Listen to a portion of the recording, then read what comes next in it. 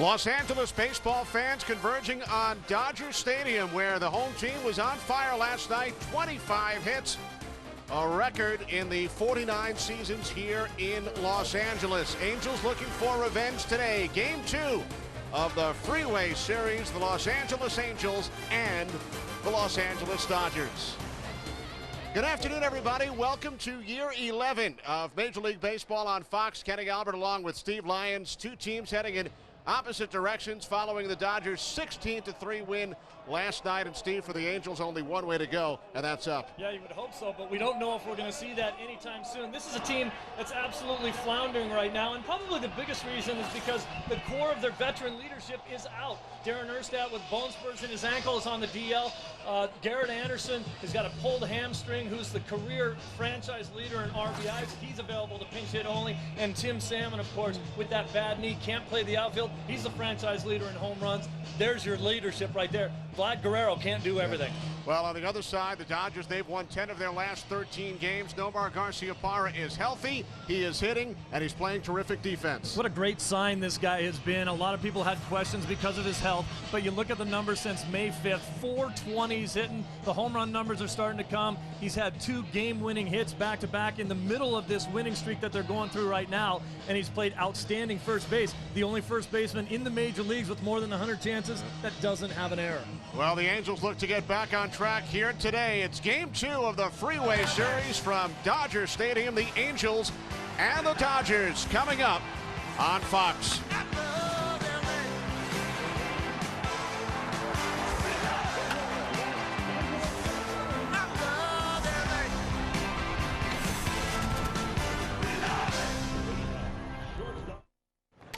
Hi, is that credit or debit? Debit.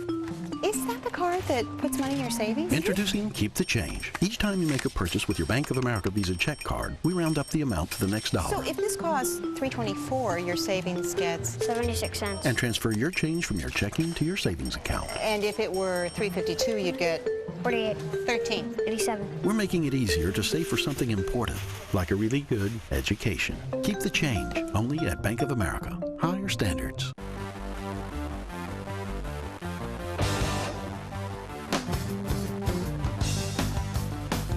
From coast to coast, cops are cracking down on safety belt violations. It doesn't matter who you are or where you live. They'll be on the lookout. Cops write tickets to save lives. If you don't buckle up, expect a ticket. Click it or ticket. I think it happens to a lot of guys over 50. See, I was always going during the movies and hating to stand up, going during a presentation and hating to stand out. And once I got there, I had trouble going, and I was going 3 times a night. I said to my doctor, I have a going problem. He said, you have a growing problem. It's not your bladder, your prostate is growing. See, I had an enlarging prostate. My doctor prescribed Avodart. Most medicines only treat symptoms. Avodart, with time, actually shrinks the prostate and improves urinary symptoms. So I can go more easily when I need to go and go less often. Only your doctor can tell if your symptoms are from an enlarged prostate and not a more serious condition such as prostate cancer, so have regular prostate exams. Avodart is for men only. Women should not take or handle Avodart due to the risk of a specific birth defect. Tell your doctor if you have liver disease. Rarely, sexual side effects, tenderness, or swelling of the breast can occur. Call your doctor today. Avodart for your growing problem. This copyrighted telecast is presented by the authority of the Office of the Commissioner of Baseball and may not be reproduced or retransmitted in any form, and the accounts and descriptions of this game may not be disseminated without express written consent. Beautiful Saturday afternoon in Los Angeles as we welcome you back to Dodger Stadium. Kenny Albert along with Steve Lyons following the record-setting evening here last night and the Dodgers' 16-3 series opening victory over the Angels. You look at all the hits, 25 hits, as you mentioned there, the more hits in Los Angeles Dodger history.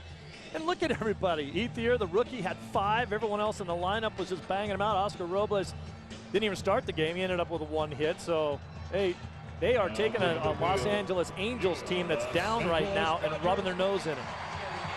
While the Dodgers, as we mentioned in our open, have won 10 of their last 13, the Angels have lost 15 of their last 20.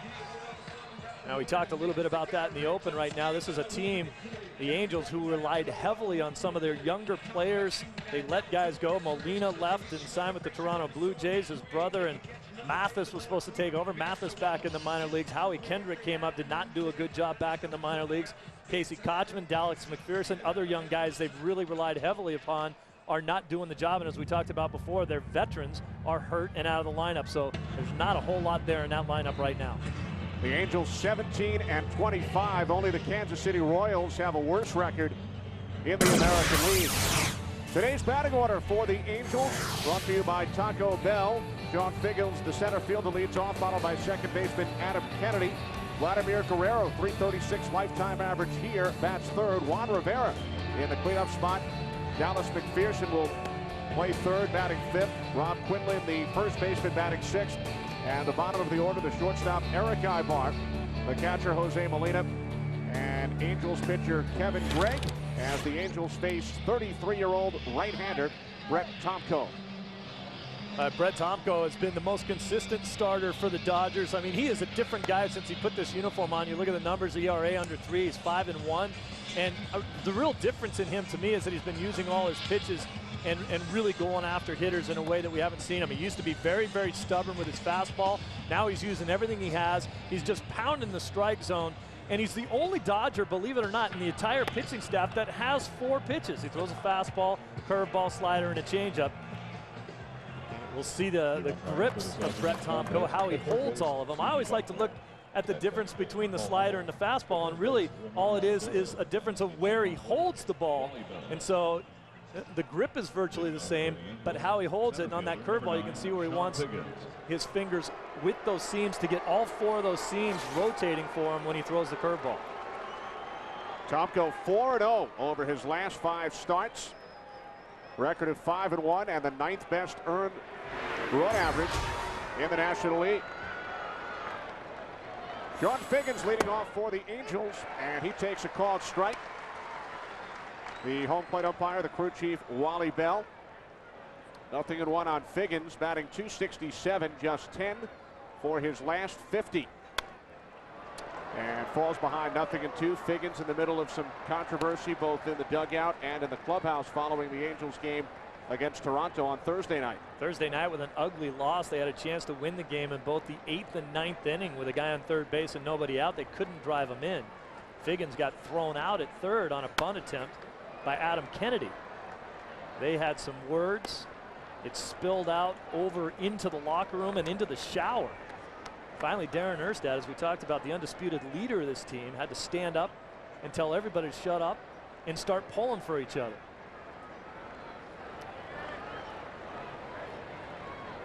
The 0-2 from Tomko, low and inside, 1-2, and then the Angels showed up here at Dodger Stadium yesterday, and ironically, whose lockers were right next to each other? Yeah, Figgins and Kennedy. It's amazing too, because generally in the opposing, when you're a visitor and you come into the locker room, your lockers are numerically in order. If you wear number 6, the guy who wears number 7 sits next to you. Backhanded by Eibar, throw across, and Figgins is retired. Figgins going 10 for 50, hustling down the line. He's the kind of guy that really wants to be safe on that play. We're going to take another look at it. It was very close. There's a mild argument out of both him and Alfredo Griffin. Ooh, very, very close. Nice stretch by Nomar over there just to steal that play.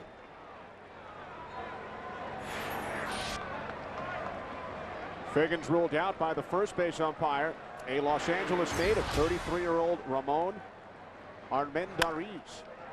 And this one is a shot down the right field line off the bat of Adam Kennedy. So the Angels have their first base runner. And Kennedy will be awarded second. Wow, that's an interesting play right there. He's awarded second because of fan interference there down the line, but that ball kicked right back. Now you're going to see Jose Cruz talking to the umpire saying, I don't think he would have made it second. He would not have gone to second because I was all over that play. Watch the ball down the line. A fan will interfere with the ball, but watch where Jose Cruz Jr. is coming in to make this play. Watch the ball carry him back. Cruz Jr. is going to say there's no way he would have gone for second base.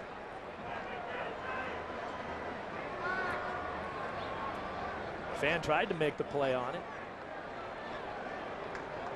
You know, on a ground rule double, and you'll see Grady Little's out now arguing that. I believe the rule is on a ground rule double, it's the discretion of the umpires as to whether or not the guy could have moved up an extra base. You don't have to just, if there's a guy on base, he doesn't have to just pick up 2 bases. He could score if in the opinion of the umpire, he would have scored on the play. I believe in a fan interference, it's an automatic 2 base.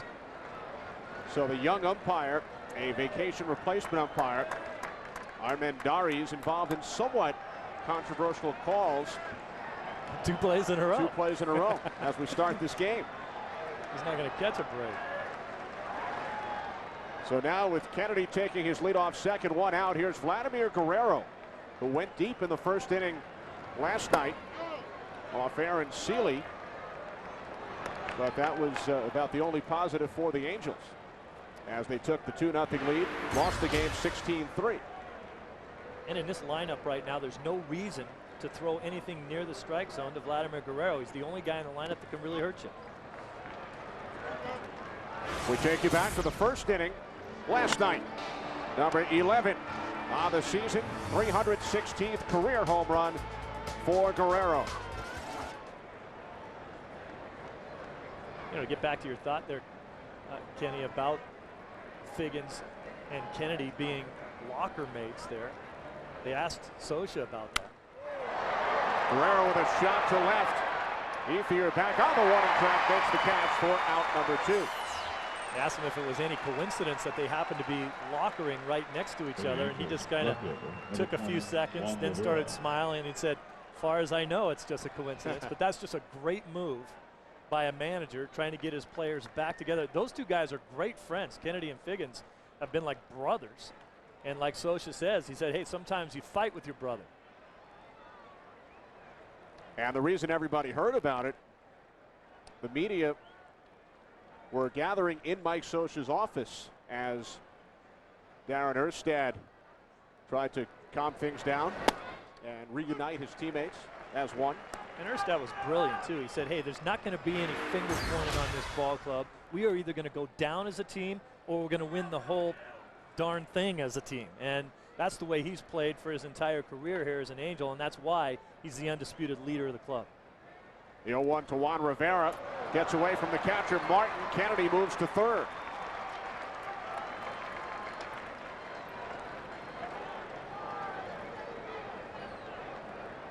This is just a great jump by Kennedy. Watch as soon as the ball's in the dirt. Look at the good secondary lead. Look at him, he's already gone. That is a great shot right there. If you hesitate at all, that ball got far enough away where you should be able to move up. But if you hesitate at all, that's only about 4 or 5 feet away from Russell Martin. You can't go. So Kennedy took third on the wild pitch, and Rivera fouls it back. 1-2.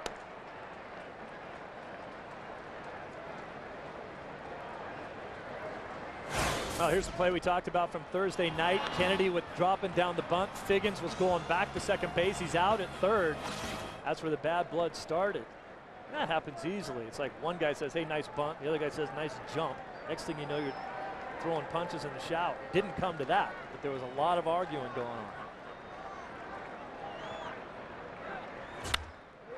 Rivera with a base hit into the right field corner. Kennedy scores easily. On his way to second is Juan Rivera. And the Angels, as was the case last night, take a first inning lead. RBI number 14 on the season, 9th in the last 9 games for Rivera. Nice piece of hitting. Not really a bad pitch by Tomko. Look at this. On the knees, on the black, and Rivera just goes out there and pokes it into right field. Well, that's when you're pitching and you give up a double like that and it scores a run. You're like, well, what do you want me to do? I threw the pitch exactly where I wanted it.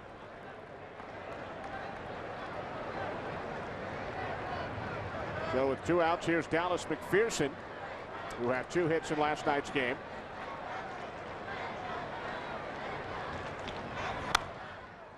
And fouls the first pitch back, 0-1. Getting back to the Figgins-Kennedy incident. Does it happen more often than we hear about? Yes, it does. I mean, as you said, it was interesting that everyone heard about it because the media was already in the locker room and they were in Scioscia's office And everything just stopped when everyone started hearing what Erstad had to say. And I think it was a classy move, too, and a great show of the control of his club that he has. Mike Scioscia didn't get up to do anything. He knew that his team would work out their own problems by themselves. He sat in his office while everything went on. And, you know, any athlete that plays knows that they can handle their own problems a lot better than the manager can. You know, you don't need to be sat down and said, hey, you know I messed up a play. Scioscia didn't have to do that. He stayed in his office and let his team take care of it. 1-1 to McPherson. A shot into left center. Going back is Lofton. It's out of here. A 2-run home run off the bat of Dallas McPherson. His first of the season. The Angels lead 3-0.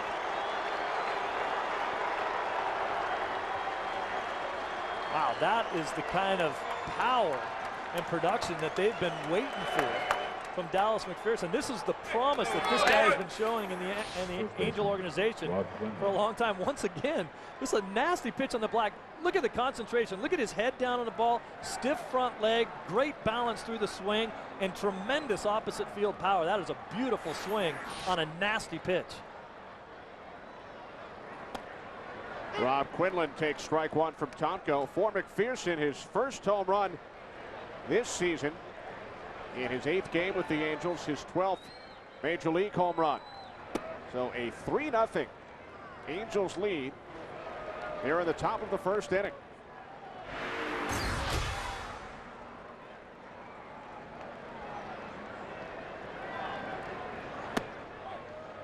Now 2-1 on Angels first baseman Rob Quinlan.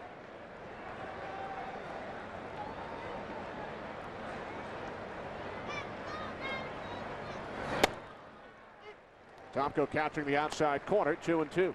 That's amazing when you look at Dallas McPherson. Of course, he had a lot of injuries last year.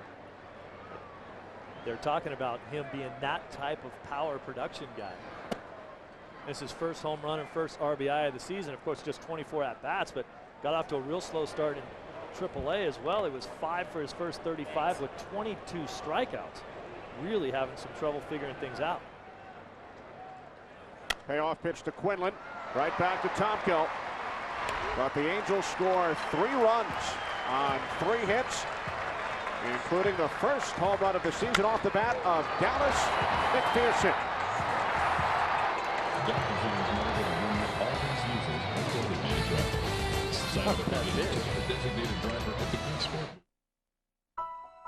Better health. Sometimes it's in the genes, but as often as not, it's connected to the quality of the information you have at hand. And that's what makes WebMD America's most trusted health information source. It's a place where people find information they could never get their hands on before, where doctors discover new and better ways to care for their patients.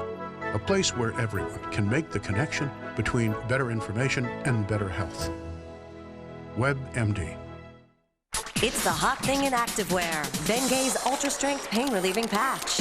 Now even stronger for deep heating relief. And it lasts up to 8 hours. Try the Ultra Strength Bengay Pain Relieving Patch. It's what's hot in pain relief. I didn't go to AutoZone because I was too busy to change my antifreeze. I didn't go to AutoZone because who needs a tune-up? If you've been avoiding regular car maintenance, get to AutoZone. They have everything to help you keep your car safe and on the road. AutoZone. Get in the zone.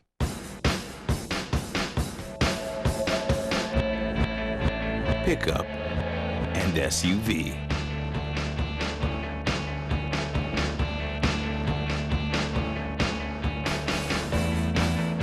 Gasoline and E85 ethanol.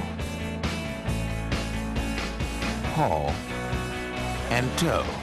The all-new 2007 Chevy Avalanche, the most flexible vehicle out there.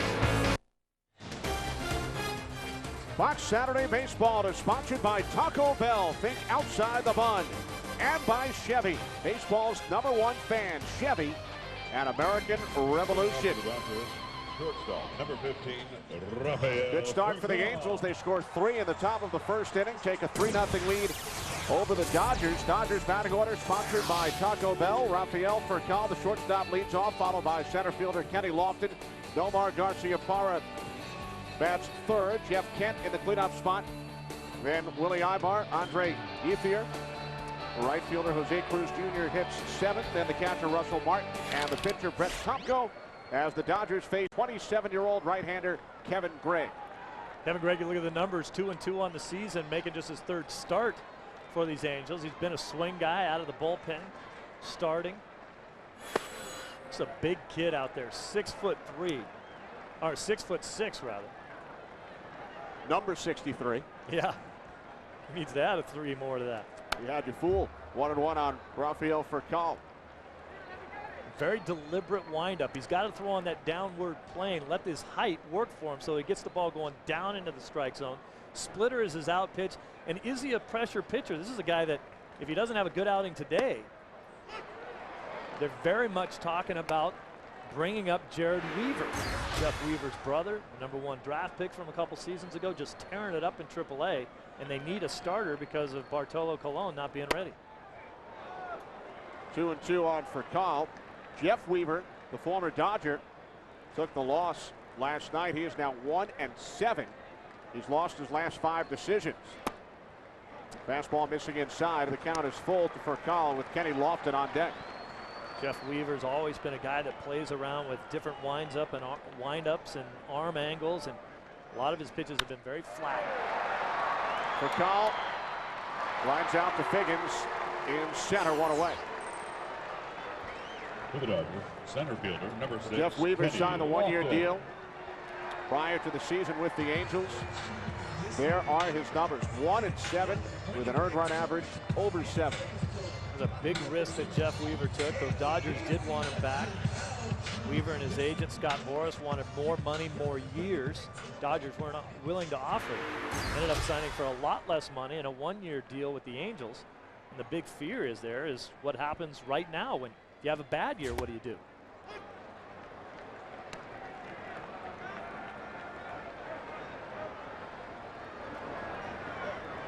Kenny Lofton back in the lineup for the Dodgers today. Has been bothered by a sore left hamstring. Lofton in his 16th major league season, playing for his 10th different organization.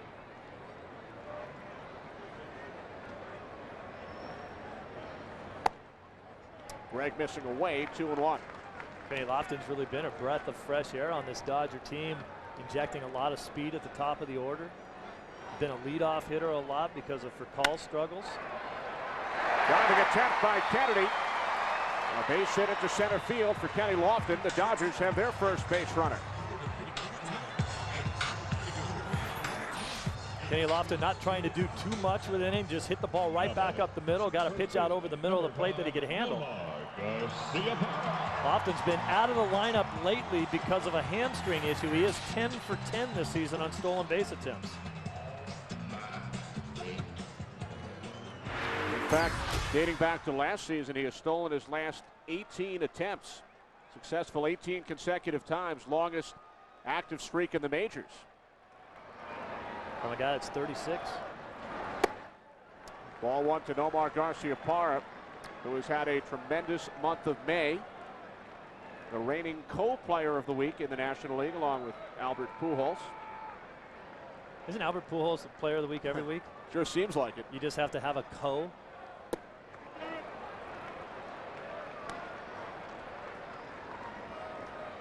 Nomar has driven in 26 runs over his first 24 games. After missing the first 18 games this season.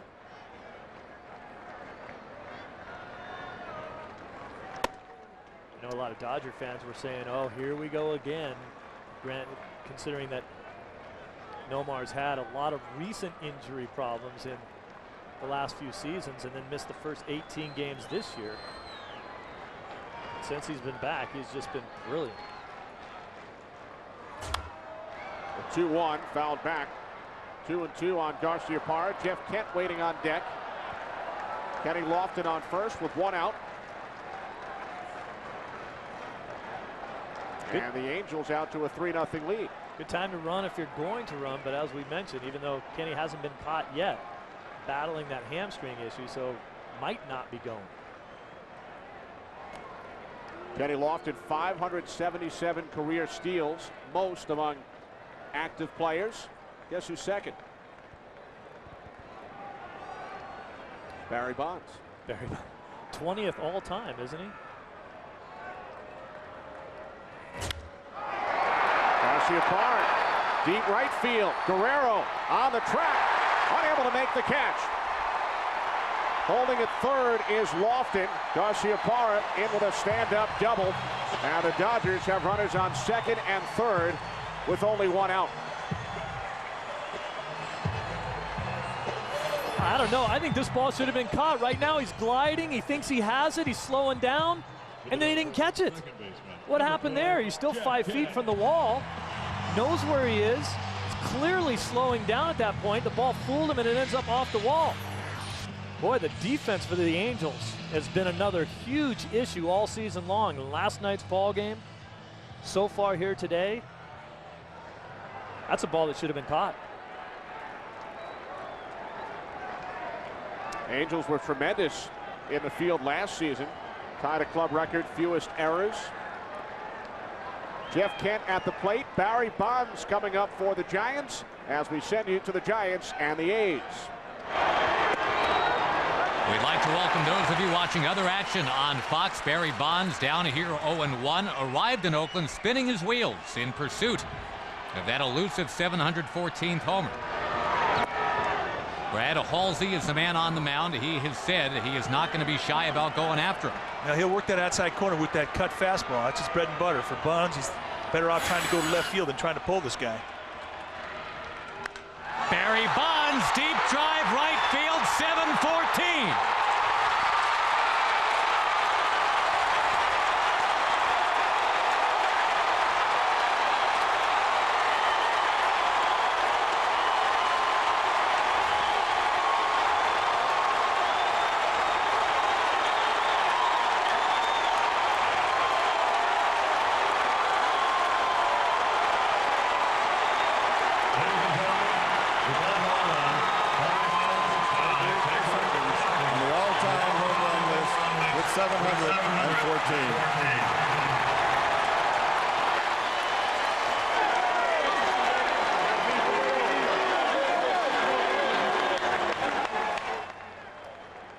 With his former teammate Jeff Kent at the plate here in Los Angeles, Barry Bonds, as we saw and heard, is now tied for second all-time with Babe Ruth, 714 career home runs. Jeff Kent way behind him in total numbers, but more home runs than any second baseman in history. He'll stroll into the Hall of Fame when he's all done. Now, prior to today's games, since Bonds hit number 713, there had been 348 home runs hit in Major League Baseball. Before he got his next one? Plus however many were hit earlier today. Bonds had gone 39 plate appearances without hitting a home run. Now, if you put them in alphabetical order, shouldn't Bonds be ahead of Ruth, right? Well, and you know, he probably will be before it's all over with. Perhaps before Just this day amazing. is over. A lot of controversy, of course, swirling around Bonds with potential or the allegations of steroid use, but I don't know, for all the people that are out there that are all over him, or people that say they wouldn't vote for him for the Hall of Fame, I certainly want to see the steroid issue cleared up. Don't want it in the game of baseball, but Barry Bonds was a Hall of Famer before 1998. One of the best players to ever lace him up.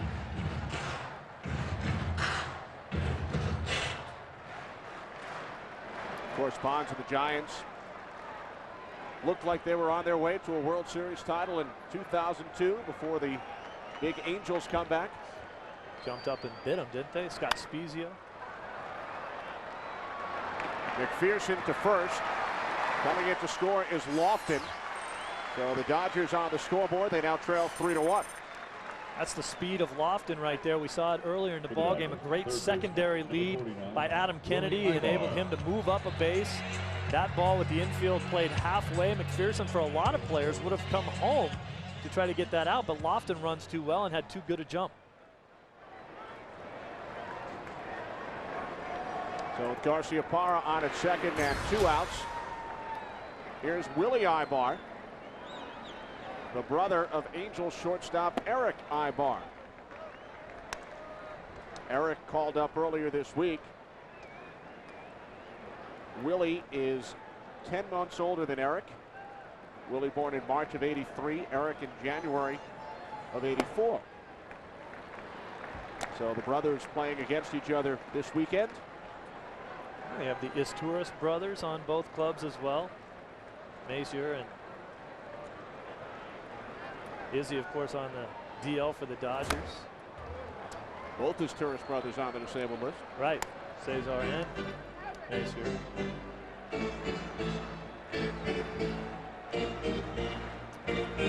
The Eibars grew up in the Dominican Republic, same area as Miguel Tejada and Vladimir Guerrero. What's Willie doing playing third base? All the great shortstops that come out of there. This kid can hit. A lot of people, you look at the Dodgers and how well they've played lately. You look at the lineup after Jeff Kent, Willie Eibar, Andre Ethier, Jose Cruz Jr., of course, people know, Russell Martin, a bunch of people that nobody's ever heard of. The 3-1 from Gregg. Now 3-2. The three rookies you mentioned, Eibar, Ethier, and Martin. In last night's game, 10 for 17. Eibar was hitting better than 350 in AAA, was leading the league in RBIs with 33 before he got called up. Did a nice job last season when the Dodgers called him up. There's the breakdown from those Dodger rookies in last night's game. All those guys wanted to take that box score home and frame it. Eibar down on strikes, but the Dodgers get one back after one. 3-1 Angels, and Bonds went deep. Well, it's been a long day for Strahan. What a lovely shot. Hey, maybe it's your deodorant. Let's start over. No, this time start with new Right Guard Sport Deodorant, now packed with even more scent. Right Guard, start right and right. Before my wipers streak or my belt start to squeak, I know I'm gonna catch it on time. AutoZone has the people, parts, and advice it takes to stop trouble before it starts. Nobody knows your car like you do. Nobody knows what it needs like we do. AutoZone. They say your footprint is as unique as your fingerprint. Just like me, unique. That's why Dr. Scholl's created memory fit insoles with memory foam to form to the shape of your foot. It forms right around your feet. For customized comfort, see the doctor, Dr. Scholl's. What's wrong? Upset about eye allergies? There's a Visine for that. Visine A provides powerful relief of itchy red allergy eyes. Clinical studies prove it. Eye allergies? There's a Visine for that. The pinnacle! Man's ultimate achieve! What's that? Ultimate chalupa! I thought it'd be cool, you know? Ultimate flavors, man's ultimate adventure! That does sound pretty cool! You know what? I only brought one! Next time! Taco Bell's new Ultimate Chalupa has layer on layer of carne asada steak, guacamole, sour cream, and fiesta salsa, surrounded by a crispy, chewy chalupa shell for layers and layers of flavor. How's that? Think outside the bun. I'm hoping that the noise gets in the hitter's mind and allows me to do what I do. Competing, I'm fearless, I'm aggressive, I'm intense. 0-2 pitch. I take a lot of pride in what I do. And when I'm not pitching, I'm able to really enjoy the game. I believe that while you do your job, why not have fun? I live for this.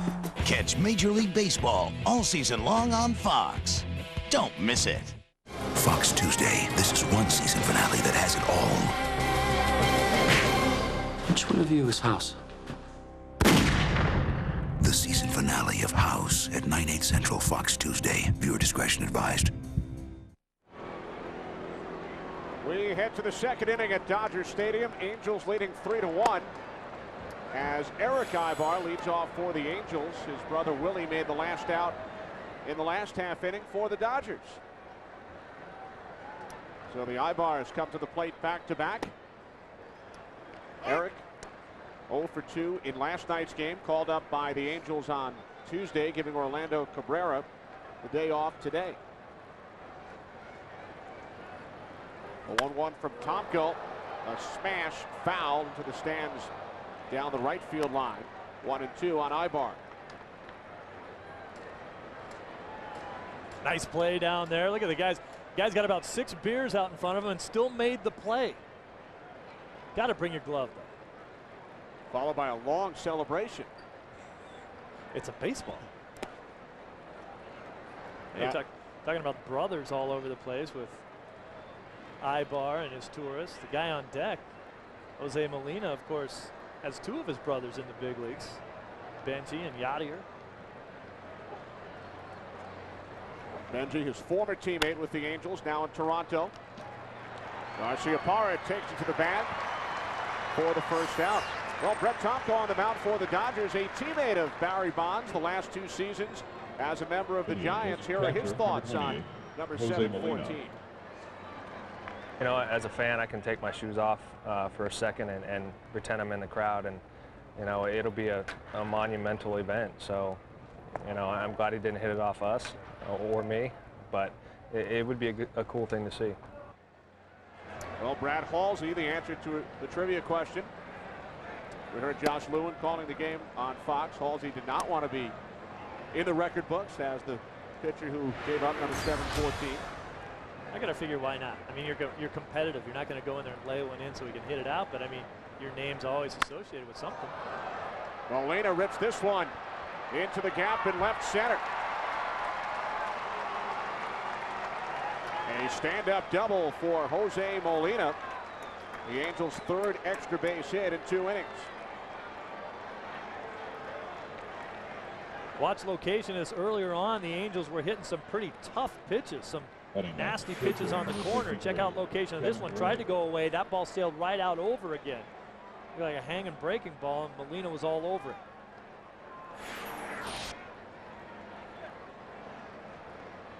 Well, you're right. No matter what Brad Halsey does for the rest of his career, he will be known as the guy who allowed number 714. Yeah, so what's wrong with that? What's wrong with having a great career but also being the guy on that list? I take it. Value of his autograph just went up. Sure.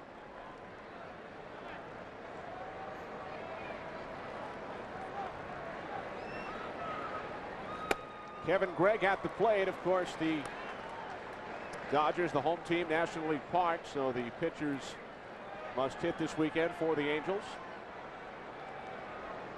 Gregg's up there with the sweet shades and everything. Looks like a hitter, but that last hack wasn't real good. Willie Eibar across to Garciaparra, 2 away as Molina holds at second. Yeah, you think back to 1951, Bobby Thompson, 55 years ago. He still appears at autograph shows, card shows alongside Ralph Branca, who allowed the home run. Exactly. Well, sure, making a lot of money, being part of the equation there. I don't know. You know, people say sometimes, hey, would you rather have made it to the big leagues and go 0 for 4 or to never have gone to the plate? Well, shoot, I'll take my 0 for 4. At least I had a chance.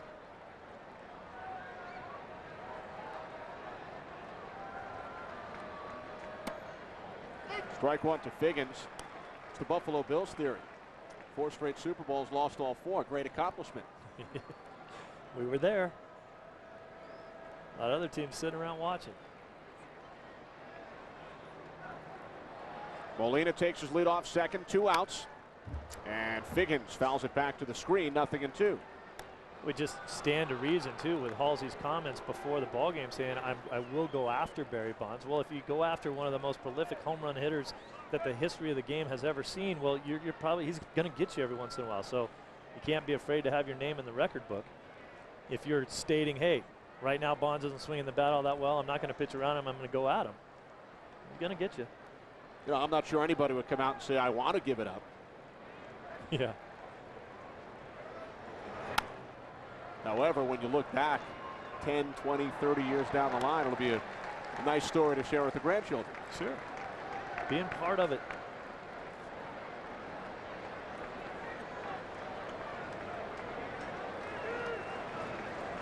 Nothing in 2 on Figgins.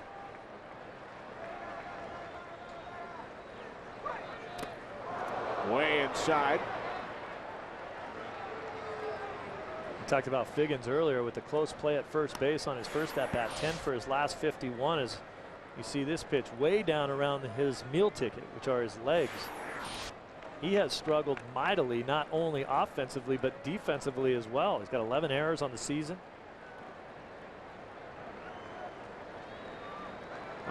9 errors on the season. Check that. 6 in his last 11 games.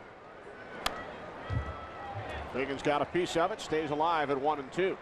This is a guy who last year was voted co-MVP of the team with Vlad Guerrero because of all the things that he can do. Stole 62 bases last year. Bounces around, plays 6-7 different positions all year long. Catches the ball, puts it in play. Right now, really struggling. A 1-2 from Tomko. Figgins down on strikes. First strikeout for Tomko. Middle of the second, 3-1 Angels.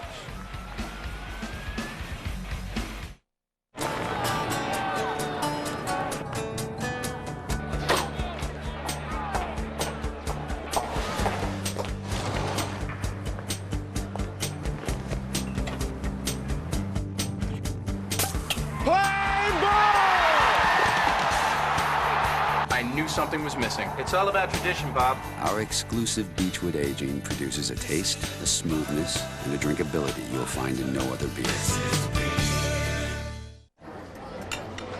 I am man, hear me roar. The number's too big to ignore, and I'm way too hungry to settle for chick food. 'Cause my stomach's starting to growl, and I'm going on the prowl for a Texas double whopper. Man, that's good. Oh yes, I'm a guy. I'll admit I've been fed quiche. Whey tofu, bye-bye. Now it's the Whopper beef I reach. I will eat this meat till my innie turns into an outie. I am starved. I am incorrigible. And I need to scarf a big burger, beef, bacon, jalapeno, good thing down. Yeah!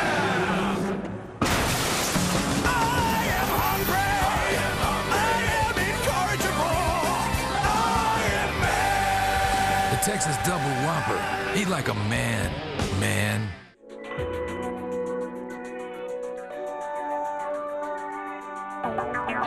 The all-new 2007 Chevy Tahoe. With 320 horsepower and an EPA estimated 22 highway miles per gallon. Get there like never before. Tahoe, an American revolution. Fox Saturday Baseball, sponsored by Budweiser. Bright, crisp, clean, pure. This is Budweiser. This is beer. Our aerial coverage, courtesy of the Goodyear Tire and Rubber Company and its fleet of airships, reminding you to travel with peace of mind on Goodyear's Forterra tire, featuring Silent Armor technology. Silent Armor. Silent Armor. Andre Ethier's bat was not silent yesterday as he went 5 for 5, but in his first at bat today, he flies out to the left fielder, Juan Rivera. Oh, what a great night for Ethier it was last night. Of course, his rookie season just got called up a few weeks ago. His entire family, his wife, his aunts, his uncles, mom and dad, all came over from the Phoenix area where he's from to see his first home game as a Dodger, and he just blew up. He had 8 major league hits going into the game last night. 5 in one game. Raised his average 93 points. Wow. So with one away here in the bottom of the second inning, Jose Cruz Jr. steps in. And Cruz swinging at the first pitch. Shallow right, and coming out to make the play is Vladimir Guerrero, calling off Adam Kennedy. Quickly 2 outs. Now catcher, number 55, Russell Martin.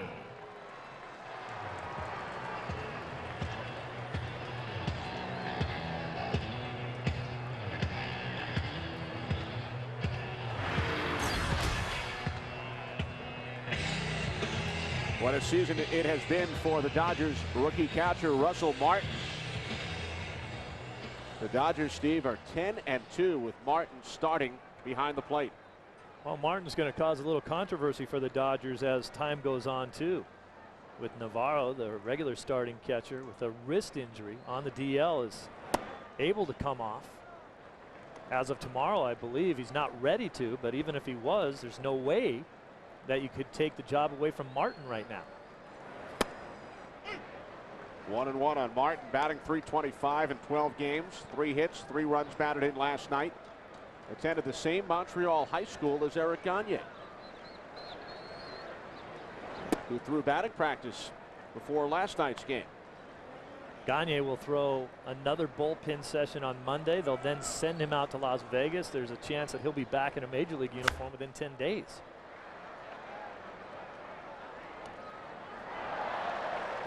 There is Eric, chomping at the bit to get back on the mound. You know, the politics of the whole situation, as a lot of people might remember, with Navarro being the starting catcher, he was involved in the big deal with the Yankees and the Diamondbacks, with Sean Green and Randy Johnson involved in those deals. Martin down on strikes.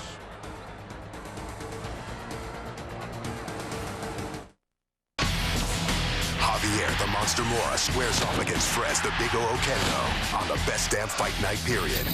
Next week, live on FSN. On with Mercury Mountaineer. It's a definite step up. Sirius Satellite Radio. Yours at no charge. With all kinds of sports, news, and talk, and 100% commercial-free music. You'll never get lost. Except in the music. Mercury Mountaineer. Only Mountaineer comes with 0% financing for 60 months, plus a no-charge Sirius Satellite Radio, plus a no-charge 3-year subscription. You gotta put Mercury on your list. Look. Listen. Olivia. It's all around you, like the thunder from a black horse. It came from the west. The idea chip. Shattering the American LCD market! Superior quality! LCD! This changes everything! Olivia! Soaring to new heights. Powers in the chip. Powers in the chip. It's a good idea.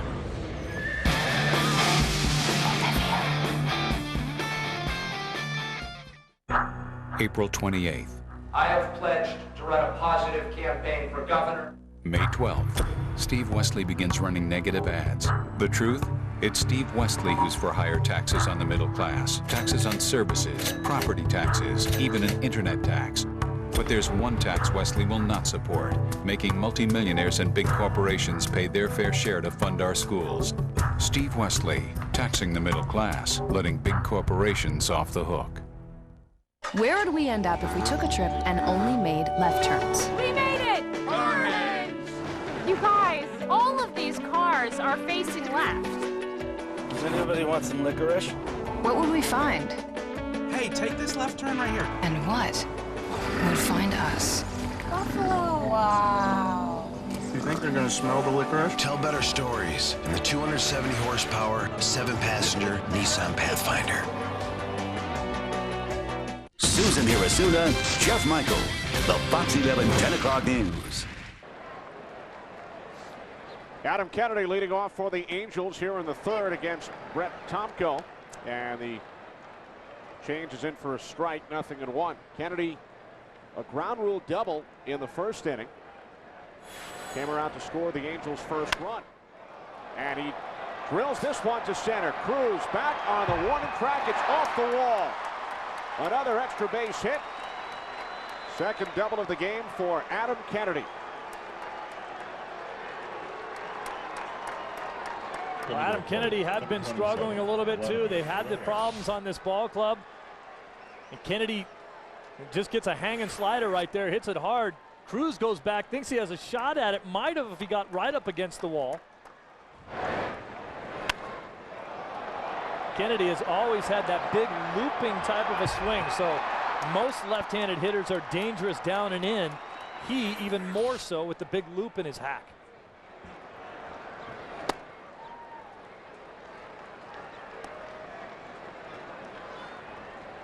Vladimir Guerrero fly to the warning track in left field his first time up. Just 1 for 9 lifetime against Tomko. On the ground to the left side, Eibar looks Kennedy back. High throw. Garciaparra comes down with it and is able to record the out.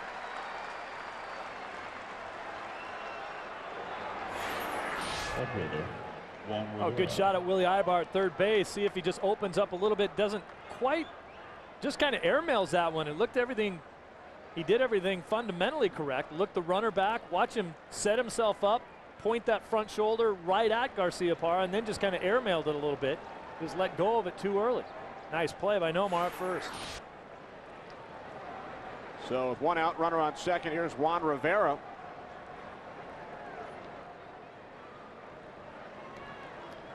Barry Bonds hit his 714th home run earlier today. And he is coming to the plate again in Oakland. So we take you to Northern California. And again, we'd like to welcome those of you watching other action. Josh Lewin, Mike Krukow here in Oakland, where Barry Bonds has already stepped astride of the immortal Babe Ruth, hammering home run number 714 last inning. He is batting now in a 1-1 game here in the third with 2 on and 2 out. Brad Halsey, the young pitcher, has already been anointed a modern-day Jack Billingham, giving up 714. And Mike, as we discussed, Halsey has been on record saying, I would rather give up a couple of home runs and make history today than to walk Barry Bonds a handful of times. You know, that's great to say, but right now, I mean, he's got an open bag, a tie score, and 2 men on. So pitching to Bonds may not be the smartest thing to do here. I'm really a bit surprised that the A's are allowing Halsey to pitch to Bonds here, given the type of swing he had to hit the first home run, or his home run in his first at bat today.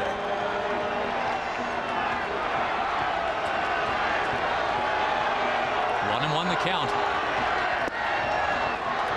Off the plate, 2-1. You know, Josh, with every hitter, when it's not so much what his batting average is or what his reputation is, it's what he's doing at the time, how he's swinging the bat. Bonds a week ago was dropping his back shoulder. He was top spinning line drives. He was trying to hit home runs, and he was in a miserable slump. Those days are gone. Left field this time. Nick Swisher, a long run. And that ball is safely out of play. Bonds in the series the Giants played against the Astros in Houston finally put together some good swings where the back shoulder was high. He had a real quick route to the ball. There was no loop in his swing. He was getting singles. He's getting base hits. And everybody will tell you, home runs come with good swings. And it was the best swing that he's had all year long. And he's carried that same swing into the series.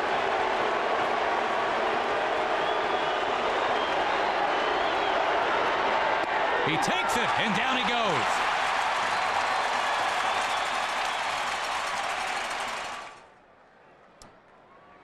So Brad Halsey got the better of Barry Bonds in his second at bat today. Payoff pitch to Dallas McPherson, who homered back in the first inning with Adam Kennedy on third and 2 outs here in the top of the third inning. Our Capital One trivia question: 81 players have worn the uniforms of both the Angels and the Dodgers. Name the 4 who are in the Hall of Fame that have played for both franchises. Backhanded attempt. Nomar knocks it down. The toss to the pitcher. Tomko covering for the third out of the inning. So Kennedy stranded on third. Middle of the third. Still 3-1 Angels.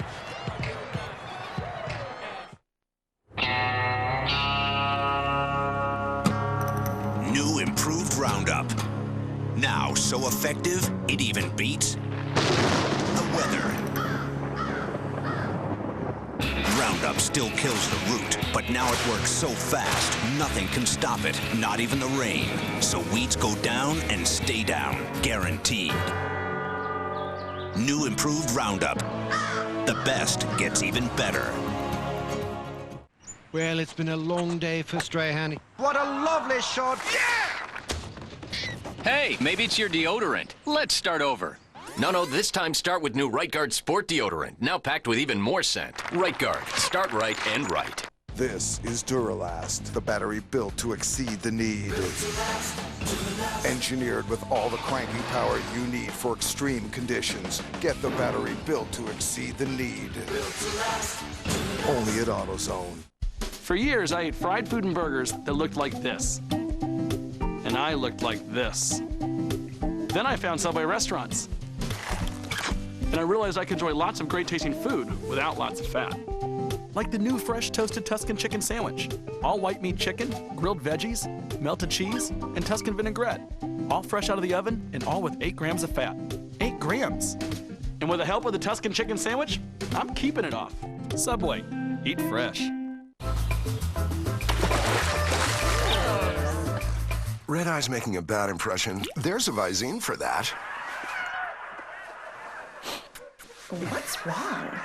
Upset about eye allergies. There's a Visine for that. Beautiful. Move it, shake it, camera. Eyes dried out. There's a Visine for that. For over 40 years, Visine has been the eye expert. So no matter what your eye irritation, red, itch, dry, or even contacts, there's a Visine for that. This month, Dennis Leary returns. Cool, I'm in. Rescue Me, an all-new season this month, only on FX. Brett Tomko, the Dodgers pitcher, leading off here in the bottom of the 3rd inning against Kevin Gregg. Tomko, 2 hits and 16 at-bats this season. 172 career average. Falls behind 0-2. Tomko, Furcal, and Lofton for the Dodgers here in the 3rd. We were talking earlier about famous home runs and the pitchers who gave them up. Brad Halsey, of course, gives up 7-14 to Bonds. And as Josh was talking about over that last at-bat with Bonds, Halsey said he didn't mind. He wouldn't mind if it was him. He doesn't want to give up the home runs, but wouldn't mind. I mean, you talk about Tom Zachary, who gave up Ruth's 60th. Jack Fisher gave up Williams' last career homer. Al Downing, of course, for the Dodgers, was a Dodger broadcaster last year, gave away Aaron's 715th. April 8th, 1974. Tomko down on strikes. 3rd strikeout for Gregg as Rafael Furcal steps in. You mentioned Navarro, the Dodgers' injured catcher, was involved in that trade for Randy Johnson. So was Brad Halsey. As Furcal looks to bunt his way on. And he beats the pitcher, Gregg, over to first. This is a great bunt and a great bunt for youngsters to see. If you want to pull the ball with you, all you have to do is get the pitcher to think he can get the ball. All he has to do is take 1 step towards the ball, and now you can beat him to first base. It's exactly what happened. There's no way that he can beat you to first base if he has the first thought of trying to get the ball, and Rafael Furcal runs way too well for that. And that's the kind of things that Furcal has to do to get himself going, hitting down in the low 230s right now. So a bunt single for Furcal with 1 out here in the Dodgers' 3rd. As Kenny Lofton steps in. Singled and scored the Dodgers' only run back in the 1st inning. Furcal with 10 steals this year. Career high 46 for the Braves last season. 0-1 on Lofton. Throw to first, and Furcal gets back in. The Flying Molina brothers love to throw behind the runners. Very quick back there. They'll have a general signal with their first baseman if they're going to do it. But watch how quick. He just reaches behind the hitter and throws behind the runner at first base, hoping to pick him off or keep him catch him sleeping down there.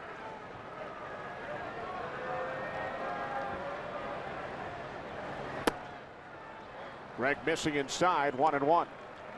The trade back on January 11th of 2005, Steve, the Yankees sent Javier Vasquez, Yonder Navarro, Brad Halsey, and cash, lots of it, to the Diamondbacks in exchange for Randy Johnson. And then in turn, Navarro came to the Dodgers for Sean Green. And so that was a big deal. And what I was talking about, the politics of the situation, when you invest that type of trade value in a guy like Dioner Navarro, and then he's not playing all that well, and a guy like Russell Martin comes up and plays very well, there's a little bit of problem with, okay, what do we do with this kid now if he lost his job at the major league level? Sandy Alomar Jr., the Dodgers backup catcher. 3-1 now to Lofton with Garcia Parra waiting on deck.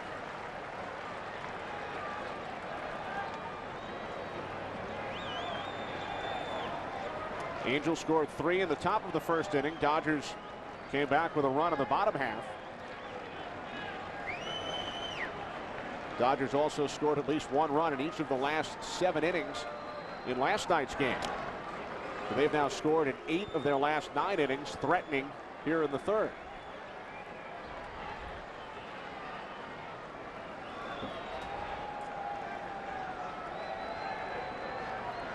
For call goes, and Lofton bunting foul.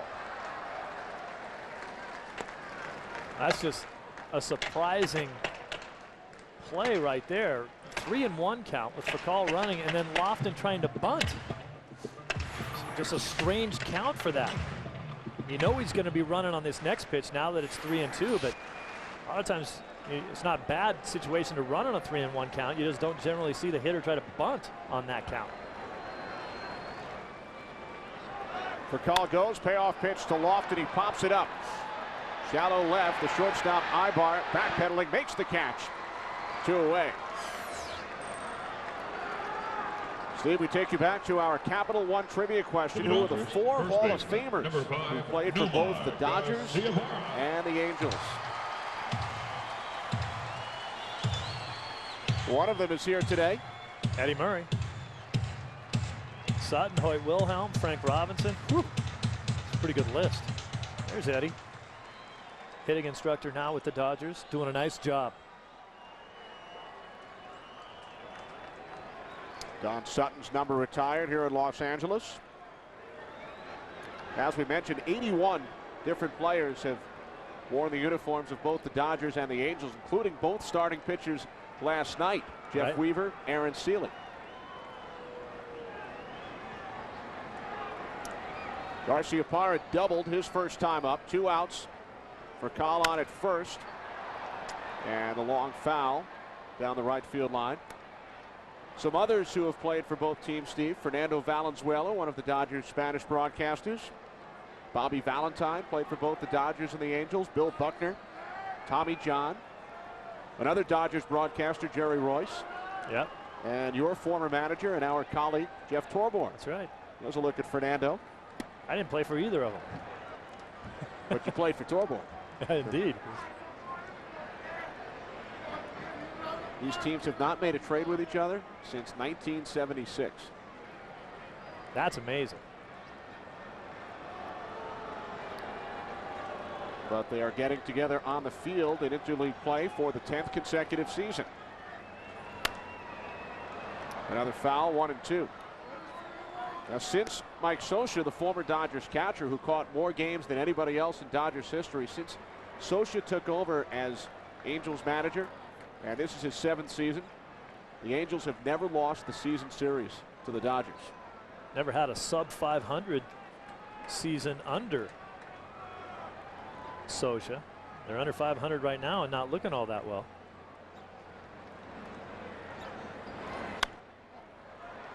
Pop foul once again to the right side. Count remains 1-2 on Nomar. Well, look at the Dodgers, the former Dodgers who are on the Angels staff. 6 of their 8 coaches, including the manager Mike Scioscia, played either for the Dodgers or in the Dodgers system. We're talking about a lot of the announcers as well. The great Don Drysdale was a broadcaster for both clubs.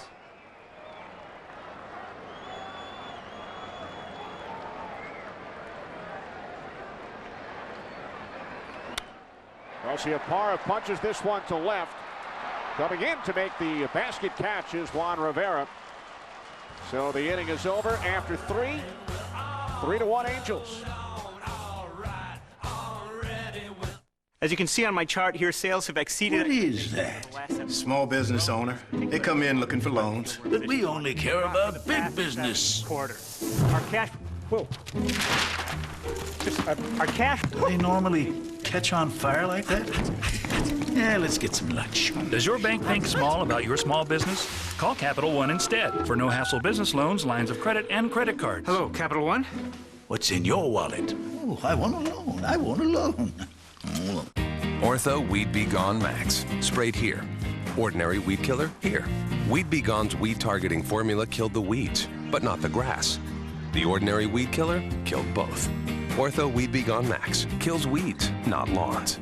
Well, it's been a long day for Strahan. What a lovely shot. Hey, maybe it's your deodorant. Let's start over. No, this time start with new Right Guard Sport Deodorant, now packed with even more scent. Right Guard, start right and right. Coming to a dinner table near you. It's hot, it's steamy, and the critics love it. The new Tuscan chicken sandwich, hot and fresh from the oven. Don't miss it. Subway, eat fresh. Here's to men, to guys who want to take longer drives with fewer pit stops. And here's to Flomax. It's approved to treat male urinary symptoms due to BPH, also called an enlarged prostate. In 1 week, Flomax may help symptoms like going often, going urgently, weak stream, frequently waking up at night to go. Ask your doctor if symptoms are from BPH, not prostate cancer. Common side effects of Flomax are runny nose, dizziness, and decrease in semen. Upon standing, a sudden decrease in blood pressure may occur, rarely resulting in fainting. So when starting Flomax, avoid situations where injury could result. To learn more, call 866-4FLOMAX. Ask your doctor. Flomax could make a difference in 1 week. Fox Saturday Baseball is sponsored by Capital One. What's in your wallet? By Flomax. And by new Gillette Fusion, the best shave ever in manual and battery power. We head to the 4th inning. And Rob Quinlan on the first pitch from Brett Tomko, singles into left field. So the Angels have the leadoff man on for the 2nd consecutive inning. Shortstop, Willie Eibar. Rob Quinlan, one of those guys for this Angel club with all the injuries, getting a lot of consistent playing time now. He's been a guy who's been trying to get himself a chance to get in there. And you got to find yourself producing, hitting right around 275. Very aggressive hitter.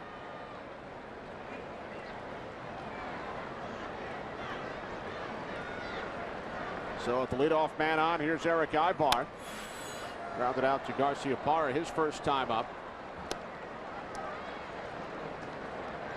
Angels made a roster move today. They released veteran infielder Edgardo Alfonso, the former Met and Giant, who started 10 games at third base for the Angels this season. And they called up a right-handed relief pitcher, Jason Bolger, who pitched in 9 games for the Diamondbacks last season. Alfonso was hitting a cool 100. Ironically, though, against Tomko, Alfonso hits .417 with a couple home runs. I think they might have let him play today and release him tomorrow. Alfonso played in only 18 games this season, 5 for 50.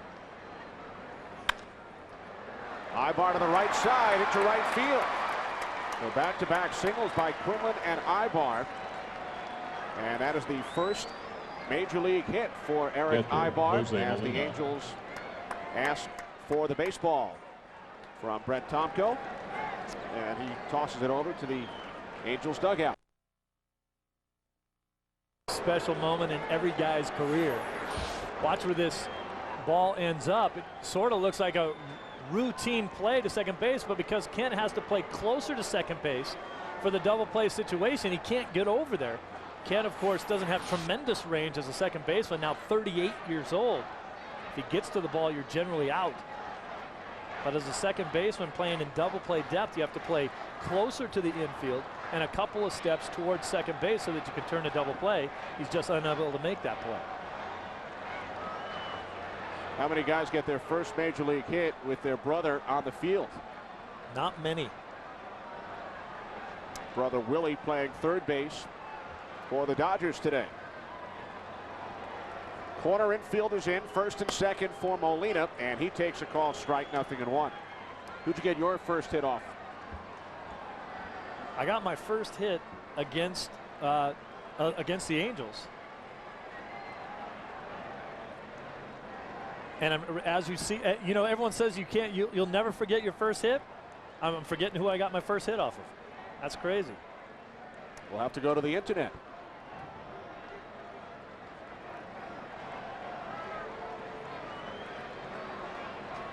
We'll give you 2 innings to try and remember. I know. I can see him. I know. It was first name's Donnie. Yes, Donnie Moore. It's my first hit. Can't believe I forgot that. Well, that just disproves the theory. Everyone says, oh, you'll never forget who you got your first major league hit off. I can't remember yesterday half the time, though. It only took you about 45 seconds to remember. That's not bad. It was a weak ground ball up the middle, and Bobby Grich dove for it. Molina's bat goes flying into the stands. About 6 rows behind the Dodgers dugout. Look what I found. Yeah, you don't know that you're going to get a bat when you show up at the stadium. She's going to get to keep that. I think she made a good play on it, too. That is a tremendous toss. Go to a ball game and end up with a bat in your lap.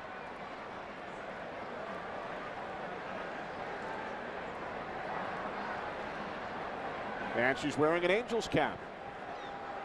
A gift from Jose Molina. Yeah, she's got a couple gifts. It's kind of funny that big leaguers these days must just have so many bats, because it used to be Molina would grab another bat, go get that one from her. That's his gamer. Give her one of his batting practice bats. Now they just kind of keep them. I'm not sure. It looks like one of the guards now has the bat in his possession. Yeah, well, that's what he's trying to do. Is now he's coming back. He's going to give it back.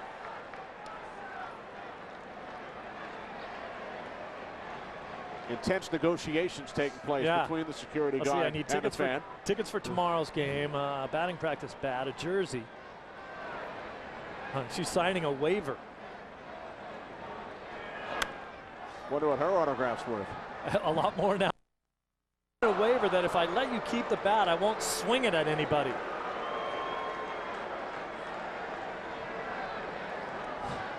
Once they get the lawyers involved.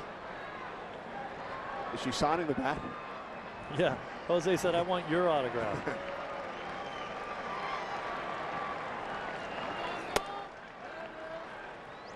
Full count now on Molina, using his second bat of this at bat.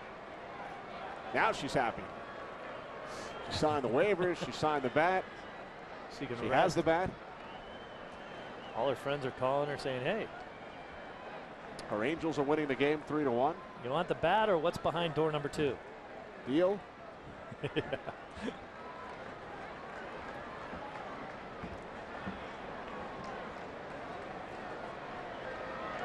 Payoff pitch to Molina. Got a piece of it. Back-to-back singles by Quinlan and Eibar. Off Brett Tomko. Molina at the plate. And the pitcher Kevin Gregg in the on-deck circle.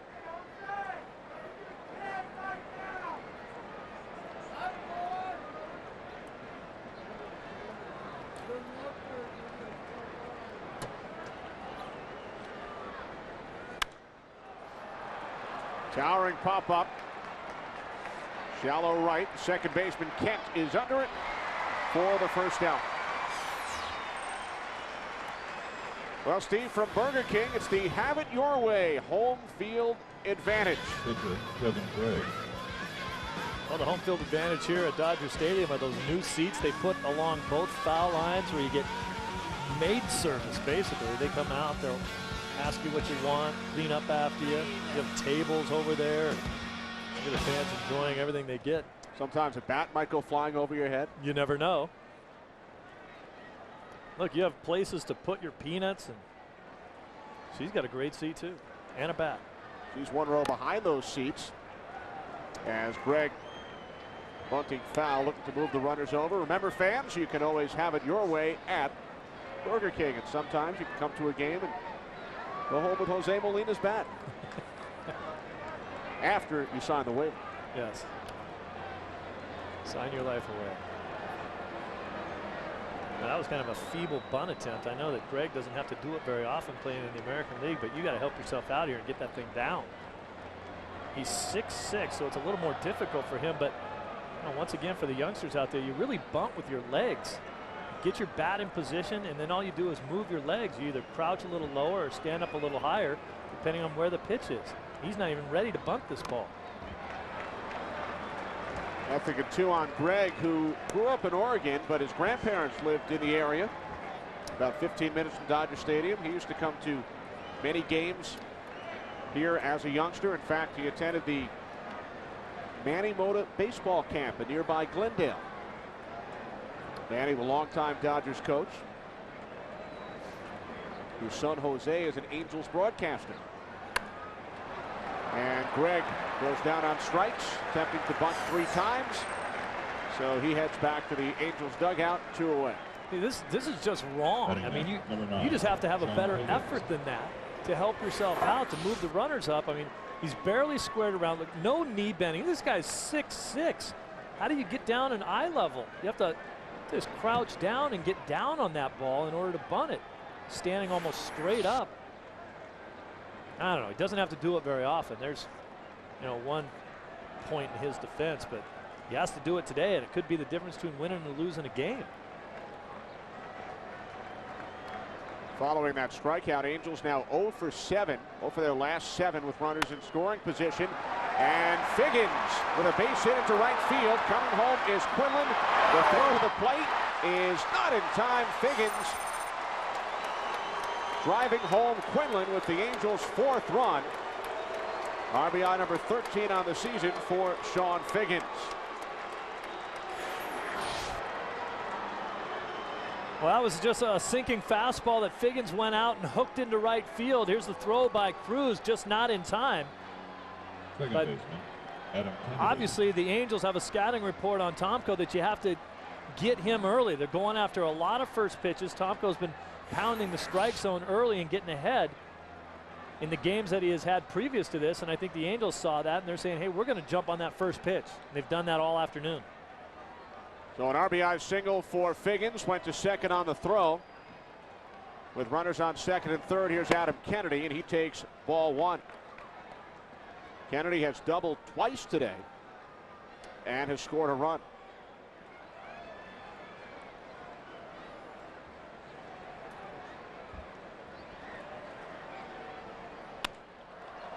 Kennedy lifts this one into right center. Moving over is Cruz. He makes the catch to retire the side.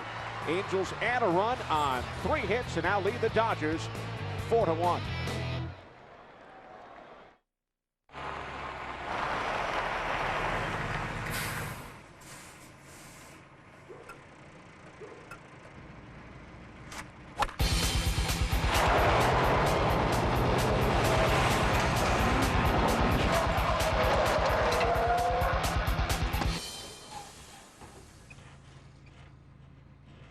Hey, Rod, if you're interested, there's a future for you in the beverage distribution industry.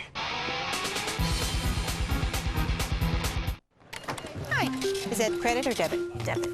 Is that the card that puts money in your savings? Introducing Keep the Change. Each time you make a purchase with your Bank of America Visa check card, we round up the amount to the next dollar. So if this costs $3.24, your savings gets 76 cents. And transfer your change from your checking to your savings account. And if it were $3.52, you'd get 48, 13, 87. We're making it easier to save for something important, like a really good education. Keep the change, only at Bank of America. Higher standards. Introducing the miracle of fusion, a revolutionary technology and a unique idea come together to create new Gillette Fusion. Until now, pressure caused irritation. Fusion has 5 blades spaced closer together to reduce pressure, with less irritation and more comfort. Flip Fusion over, a precision trimmer for those tricky places. The comfort of 5 blades, the precision of 1. The best shave ever, in manual or battery power. New Gillette Fusion. This father-son moment brought to you by New Gillette Fusion, proud sponsor of Major League Baseball. Baseball defines Brett and Aaron Boone. With all-stars in their grandfather Ray and father Bob, the Boones epitomize the game at the highest level. Simply put, baseball is their family heirloom. This Father's Day, join Gillette and MLB in the fight against prostate cancer. Log on for a chance to win a trip to the 2006 MLB All-Star Game, July 11th, live on Fox. Fox Saturday Baseball is sponsored by Chevy, baseball's #1 fan, Chevy, and American Revolution. Angels leading the Dodgers 4-1. Bottom of the 4th inning. Dodgers won last night's game 16-3. Here's Jeff Kent, who has driven in the only Dodger run of the game back in the first inning. An RBI ground out scoring Kenny Lofton. Kent, Eibar, and Ethier for the Dodgers here in the fourth against 27-year-old Kevin Gregg, making his 8th major league start. He's pitched primarily out of the bullpen. First baseman Quinlan couldn't find it in the sun. Quinlan knew that he had to turn his back on that ball and run, and then when he turned back around to find it, he couldn't see it. That's a scary feeling right there, like, oh, where is it? That's a big break. So a reprieve for Jeff Kent. Now Kevin Gregg, notwithstanding his ability to bunt, has done an outstanding job this afternoon so far in this game. In 3 innings, keeping the Dodger hitters off balance and doing what we said he had to do, keep that downward plane going, letting that 6'6" advantage work for him. Throw downhill. Now 3-1 on Kent, who was at the plate here in Los Angeles earlier today when his former teammate Barry Bonds went deep in Oakland.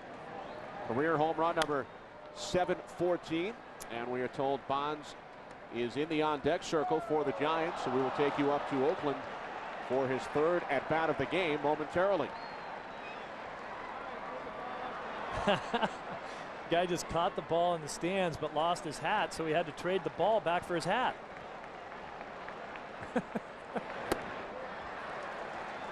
And Kent goes down on strikes.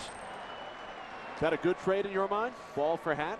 Well, it would be for me. I'd take my hat back. I can get a ball anytime, but I'll tell you, people dive all over the place in the stands to try to get a baseball in a ball game, so they're pretty valuable. That strikeout of Kent, number 4 for Gregg. So now Eibar steps in. He struck out back in the first inning. And moments ago, he watched from his 3rd base position as his brother Eric, the Angels shortstop, picked up his first major league hit.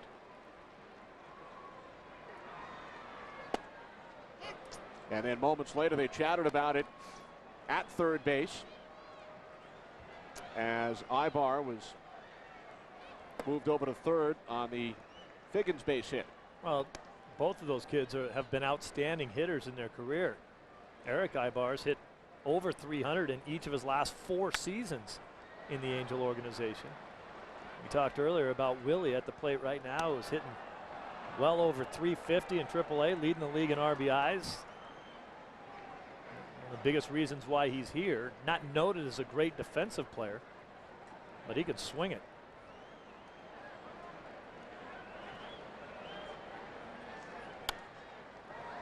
2-2 on Eibar. We are told the inning has come to an end in Oakland, so Barry Bonds will lead off the next inning for the Giants. 1 for 2 against Brad Halsey today with home run number 714. Full count, 3-2 on Willie Eibar with Andre Ethier waiting on deck.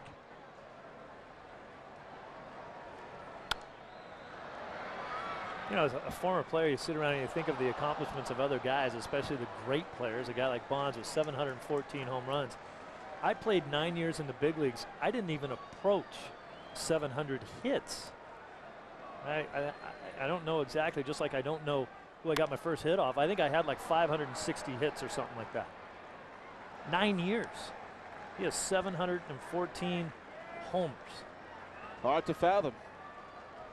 I can't. Obviously. I hit 19 home runs.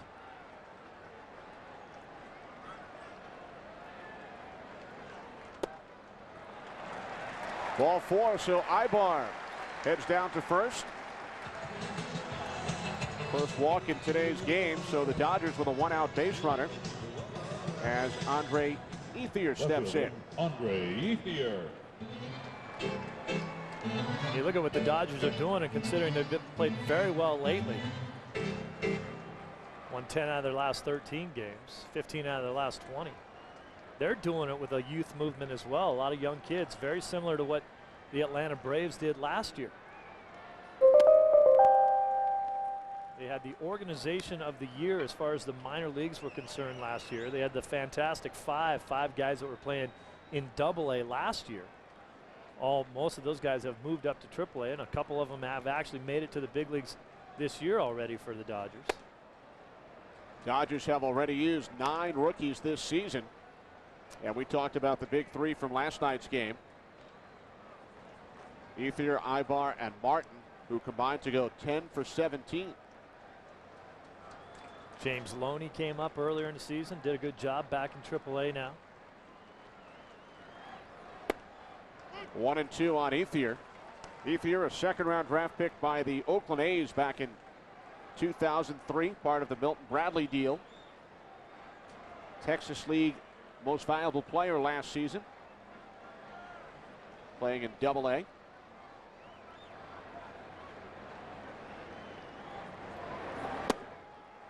Ethier down on strikes. 5th strikeout for Kevin Gregg. Ethier now 0 for 2. Oh, Gregg has thrown a lot harder today than advertised. There you see what we're talking about, the downward plane. It's very tough to square up a baseball when you feel like it's going from about 8 or 9 feet above your head down to your knees. Talked about taking advantage of his height on the mound. With 2 outs, here's Jose Cruz Jr. Molina down to first, and getting back in is Eibar.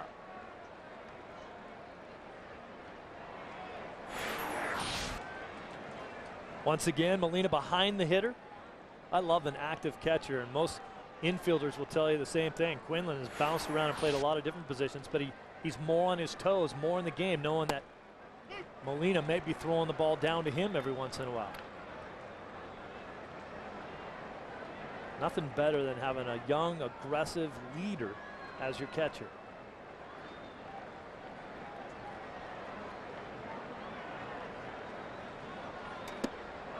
Now 1-2 on Cruz. Talked about the job that Russell Martin has done for the Dodgers behind the plate. He's only been catching for 3 years. He's already considered an outstanding catch and throw guy. Drafted as a third baseman. Yeah. He'll become a much more vocal guy as he gets more comfortable at the major league level. Talked to Doug Jarrell, who's the strength and conditioning coach for the Dodgers. He says that he's been working with him as he moved up through the minor leagues. For the last 3 seasons, he says there's nobody within the entire Dodger organization that works harder than Martin does. Martin waiting on deck should Cruz reach, but Cruz is down on strikes. And Kevin Gregg ties his career high with 6 strikeouts today.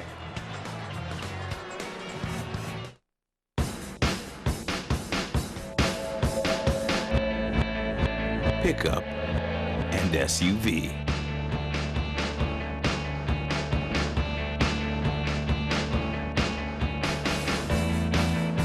Gasoline and E85 ethanol. Haul and tow. The all-new 2007 Chevy Avalanche, the most flexible vehicle out there. Here's all you need to know to get a thick green lawn without all those dandelions. Nothing, and I mean nothing, works better than Scott's Turf Builder Plus 2.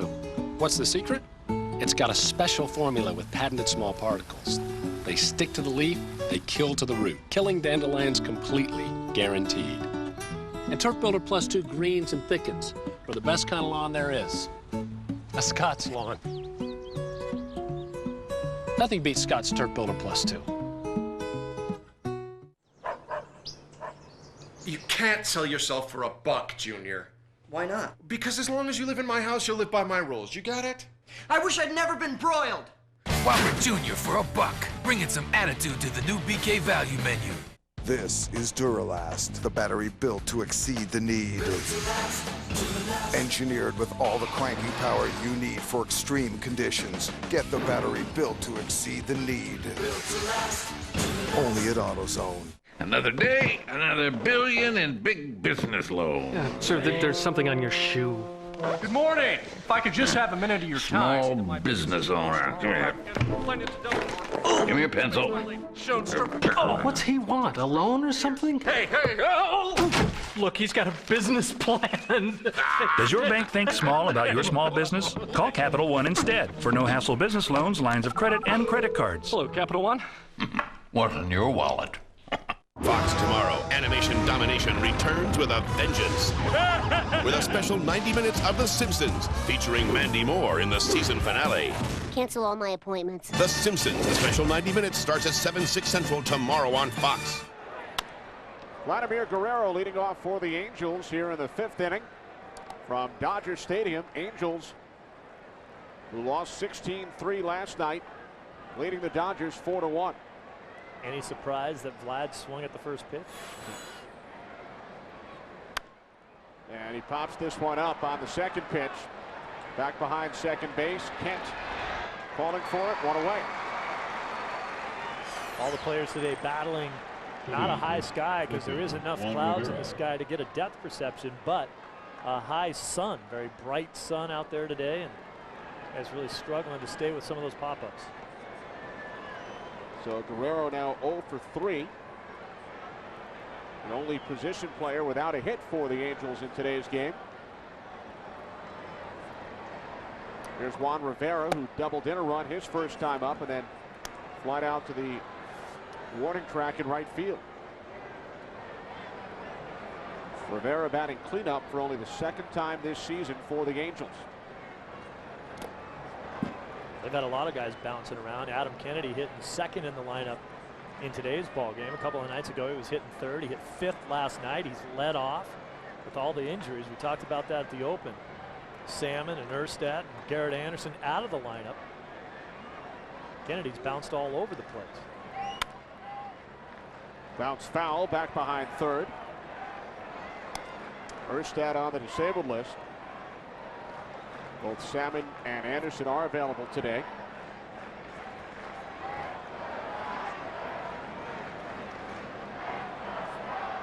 One ball, 2 strike count on Juan Rivera with Dallas McPherson waiting on deck. McPherson a 2-run homer off Tomko in the 1st inning.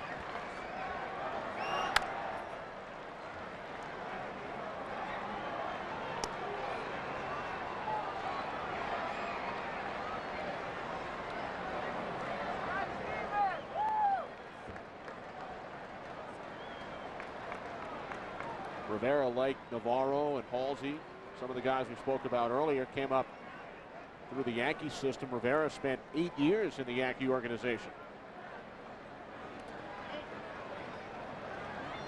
Wasn't really getting a everyday opportunity with the Yankees. Came over here to the Angels.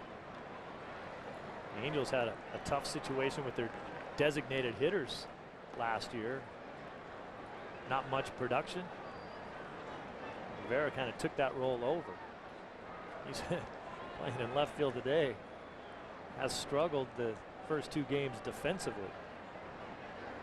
The 2-2 from Tomko. And the throw across by Furcal after the nice backhanded play to retire Juan Rivera. Well, one of the best arms you're ever going to see. This should be a bang-bang play at first, but watch Furcal. He knows he's got a cannon. He's going to take his time, set up. Look at that gun. I mean, it's not even close. He got him by 2 steps. So with 2 outs, Dallas McPherson steps in. They are heading to the 6th in Oakland.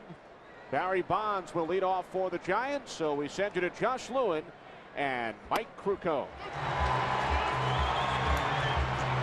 We'd like to again welcome those of you watching other action on Fox today here in Oakland on a day that is either partly sunny or partly cloudy, depending on your point of view. Here is Barry Bonds.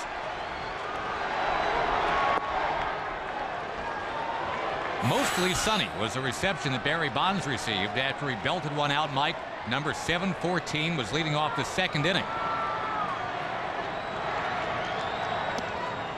Now, this is still Brad Halsey on the mound. He's the guy that gave it up, but then came back to strike him out in the 3rd inning with 2 on.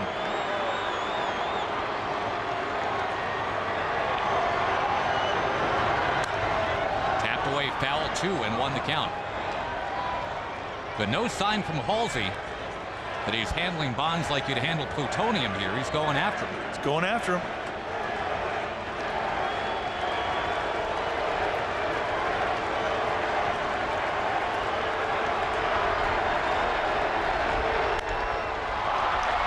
Into left field this time.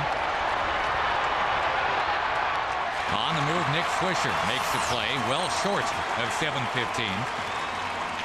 That was not that easy of a play because of the distance he had to cover. He had been playing deep, of course, and a little bit over to the left center field gap. Back at Dodger Stadium, Kenny Albert, Steve Lyons, Angels leading the Dodgers 4-1, and we are joined live by the Angels pitching coach, Bud Black. Bud, thanks for joining us. Your thoughts on Kevin Gregg's performance so far? Well, he's making key pitches when he needs to, guys. Locating that fastball well at times. Split's been effective, so hopefully he can keep it going for another couple innings. But we weren't sure that he threw as hard. Is he throwing harder today than normally? He's into the mid-90s at times. Oh, he has that capability, Steve. He's a little firmer today than he was his last start, so you know, he's well rested. We skipped a turn. He pitched in relief 4 or 5 days ago, so he's fresh. So, but not surprising that his velocity's up. As he gets deeper into the game, what do you look for as to signs of fatigue? Well, if that velocity comes down a little bit and he starts missing his spots and pitching up with his fastball, those will be key signs for us. All right, Bud, thanks for joining us. Okay, guys. Over 4 innings, Kevin Gregg has already set a career high, or at least tied his career high with 6 strikeouts. He's allowed 1 run on only 3 Dodger hits. Bud Black in his 7th year as pitching coach with the Angels. His father, Harry, a hockey player back in the 1940s here in Los Angeles. A team called the Los Angeles Monarchs of the Pacific Coast League. He led the team in scoring. That doesn't surprise anybody. Harry Black Sr. Well, it's just a matter of time before Bud Black will be a manager. Outstanding mind. Russell Martin flies out to Guerrero in right, 1 away.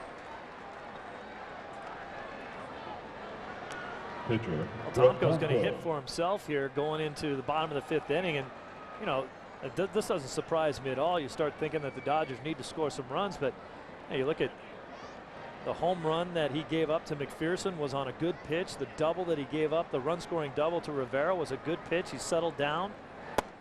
He deserves to keep running back out there. The score doesn't indicate how well that both of these guys have pitched.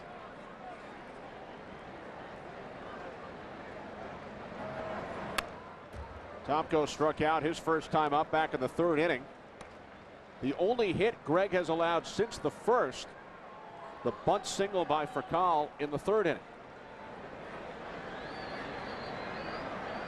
Only 1 extra base hit for the Dodgers. They had 25 hits, a Los Angeles record in last night's game.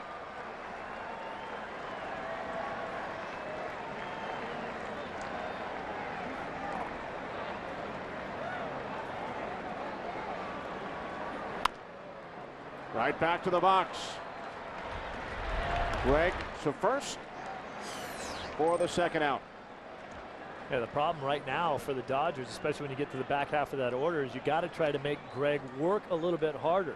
Martin hit the first pitch, hit it hard, and then you get to Tomko. Gregg's thrown just 81 pitches now, so he's fresh. And will now face Furcal, but first a comparison of today's starters and their strike percentage, sponsored by AutoZone. 50 strikes, 81 total pitches for Gregg. Tomko, a 71% strike to ball ratio. Both been very efficient, and as we said, you know, a couple of the balls that the Angels hit were on some nasty pitches from Tomko. Sometimes you can't get a break, and then Gregg has done an outstanding job as well. Here's Furcal. We mentioned that bunt single back in the 3rd inning, the only hit for the Dodgers since the 1st. In the 1st inning, Lofton singled to center. Garciaparra doubled.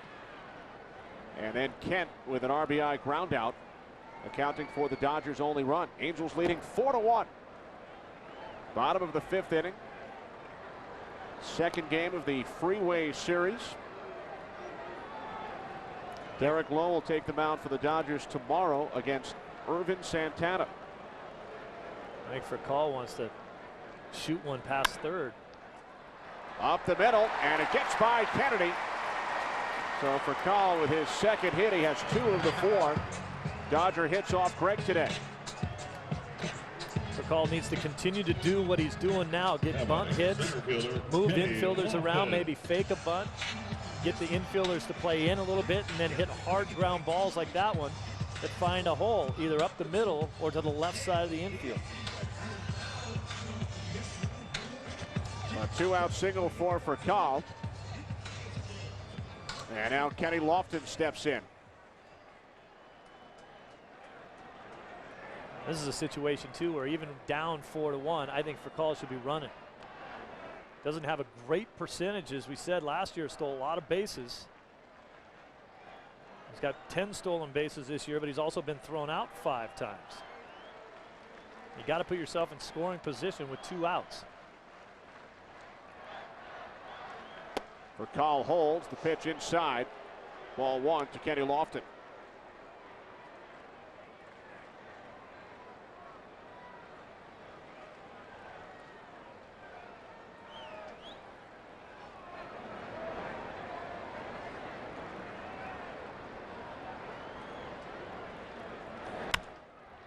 Lofton pops it up, shallow left.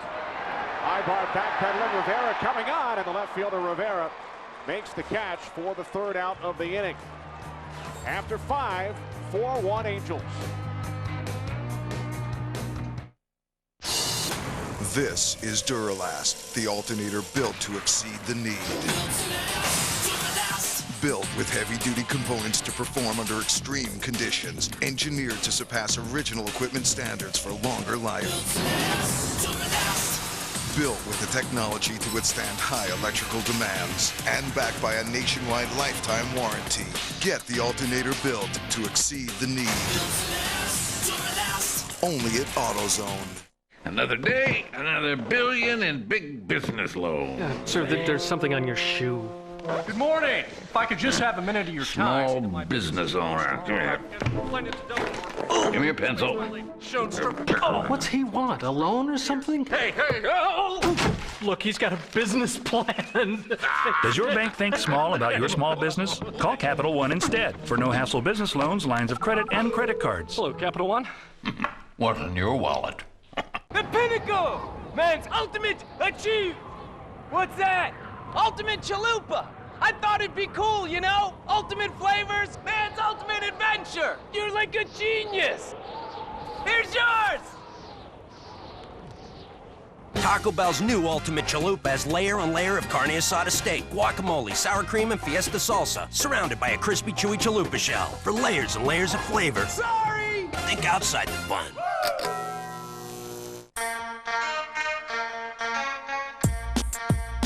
Something new. Stop, drop, shut them down, open up shop. Oh, no, that's how rough riders roll. Stop, drop, shut them down, open up shop. Oh. With our coolest cars at our lowest prices at Avis.com, everyone can roll out in style. Just another way we try harder. Be there when the final 2. Catherine McPhee, Taylor Hicks. Face off live in the television event of the year. There is only one American Idol. The 2-night finale begins at 8/7 Central, Fox, Tuesday. 4 runs, 8 hits for the Angels, 1 run, 4 hits for the Dodgers, and on the first pitch of the 6th inning, Rob Quinlan singles to left off Brett Tomko. We spoke to the Dodgers pitching coach Rick Honeycutt between innings. We asked Rick if he feels Tomko has settled down since the first inning. Well, he has since the first inning. That hurt inning before last, just about out of it, and Fickens get that 2-base hit. But gotta give a little credit to McPherson. You know, I went in and looked at that pitch, and it was a pretty good pitch he threw. Yeah, it was. You know, you look at the situation, down 4-1. No surprise that he hit for himself and is back out there. He's thrown well enough to deserve to go back out there, hasn't he? Well, he's deserved through his 8 starts, especially his last 4 or 5 starts, to stay in the game. You want him to stay in that groove, and sometimes you take an inning like last inning, you want to carry that over into the next game. Thanks, Rick. All right, guys. Rick Honeycutt mentioning what Tomko has earned as you take a look at what the Angels have done against him today. Their first 3 trips through the lineup. Over his last 5 starts, 4-0, earned run average of 1.36. And Brett Tomko was really the guy that turned the Dodgers season around. They had lost 5 games in a row, and it was really because the starters couldn't get past the 5th or 6th inning. Tomko went out through 7 innings, got a win, and that started the Dodgers off on a 5-game winning streak, and they've won 15 out of the last 20 since. Just been very consistent, as we talked about earlier, pounding the strike zone, but that's one of the reasons. I mean, the Angels will have scouting reports on him too. They know he likes to get ahead first pitch fastball. Quinlan has 2 base hits in his last 2 at-bats, hitting the very first pitch. A lot of these guys have been very aggressive early in the count. 1-2 on Eibar, who singled his last time up, his first major league hit. You know, the funniest thing about a baseball game is when you see a foul ball, everyone in the stands will try to catch it. When they hit a foul ball towards the dugout of any team's dugout, every player who gets paid to catch the ball will all get out of the way of the ball. Not one guy will try to catch it. Every fan will. So as one who spent a lot of time on the bench. dugout, why? Why is that? Most of us are sitting around because we're smart enough to know not to catch a ball without our glove on. This lady caught a bat without her glove on. But on the field, you never shy away from catching a baseball. You have a glove. So wear a glove in the dugout. Yeah, There's the answer. Too much work. Broken bat, bloop. Second consecutive hit for Eric Eibar. First and second, nobody out for the Angels as we check in for a game break with Jeannie Velasco. Jeannie. Hi guys, Subway Series into the ninth. The Yankees trail by 4 runs, face the likes of Mets closer Billy Wagner. Wagner, his own worst enemy in New York, rallied. Andy Phillips singling near the go-ahead run in the 11th with 2 outs, and the Yankees edged the Mets 5-4 in 11 innings. All right, thanks, Jeannie. So the Mets with the victory last night, doing it against Mariano Rivera, and the Yankees with success against the Mets closer today, Billy Wagner. Payback. Boy, it's great to see 2 very, very good baseball teams in New York now. The Mets, I think there's a lot of people out there that think the Mets may make a lot of noise this year. Potential World Series club. First place in the National League East. Filled a lot of holes.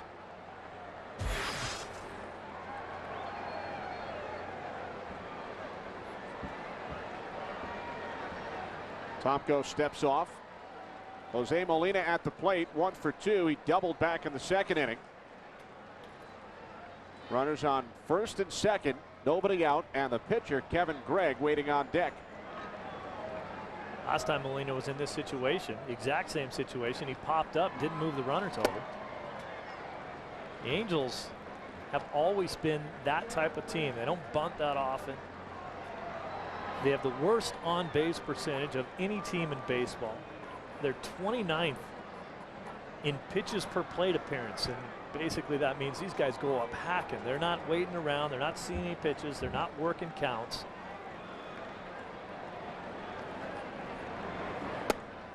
Are you surprised at all that they do not play small ball, considering that their manager spent his entire career in the National League? You know, that's kind of been his reputation and his team's reputation ever since he's been there. And what they do better than any other team is they're more aggressive once they get on the bases than any other club. They'll take the extra base, they'll force the action. 2-2 to Molina.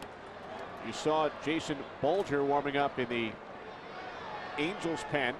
Recalled today, just in case Mike Scioscia decides to pinch hit for Kevin Gregg, depending on the situation.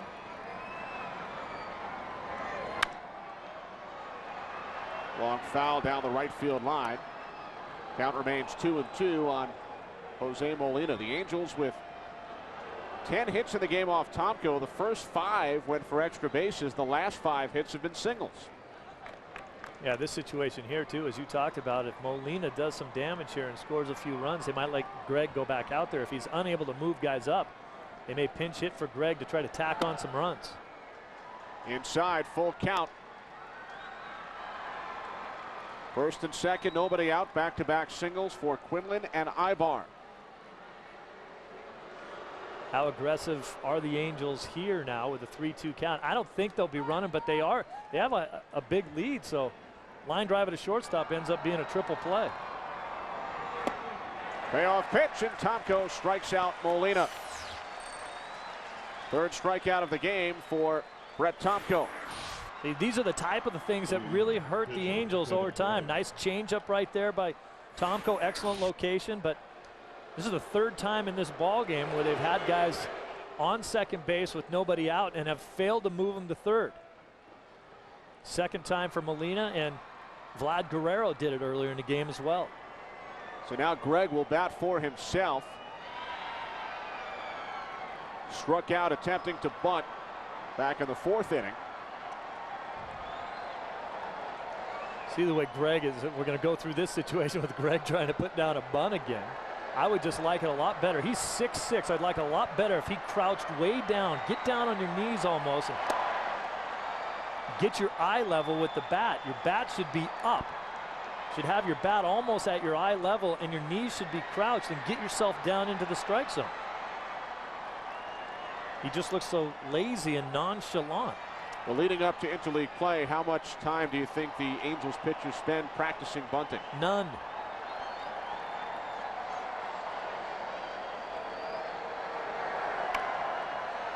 Bunted foul, 0-2.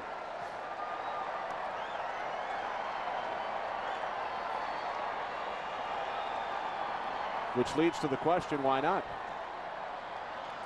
Lack of importance, I guess. They just don't feel like it's that big a deal. They're not going to do it very often. I'm not sure. I mean, maybe they were working on it a week or 10 days before interleague play started, but they only have these 3 games. The other hitters say, geez, the more times the pitchers stay around hitting and bunting is less time for us to do it, and he strikes out again trying to bunt. Tried to bunt 6 baseballs, didn't get one of them in play in 2 at-bats. So exact same situation as the fourth inning. Quinlan and Eibar with back-to-back singles. Molina retired. Gregg strikes out attempting to bunt. And now Sean Figgins, who did drive in a run in the fourth when he singled home Quinlan. First and second, 2 outs, strike 1 to Figgins.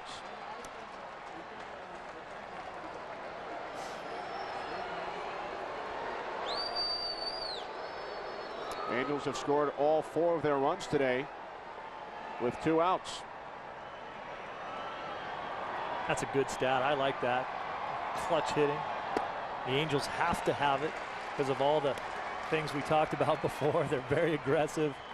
They don't get on very often. They don't see many pitches. So when they have guys out there, especially with 2 outs, they've got to come up with the clutch hits in order to score runs. Figgins behind, 0-2.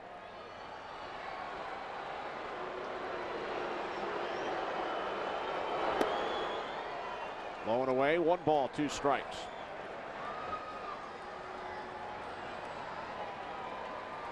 Brett Tomko in his 10th season, only his 2nd start against the Angels. Started a game against the Angels back in 2001 as a member of the Seattle Mariners. Of course, spent most of his career in the National League. Behind today, 4-1.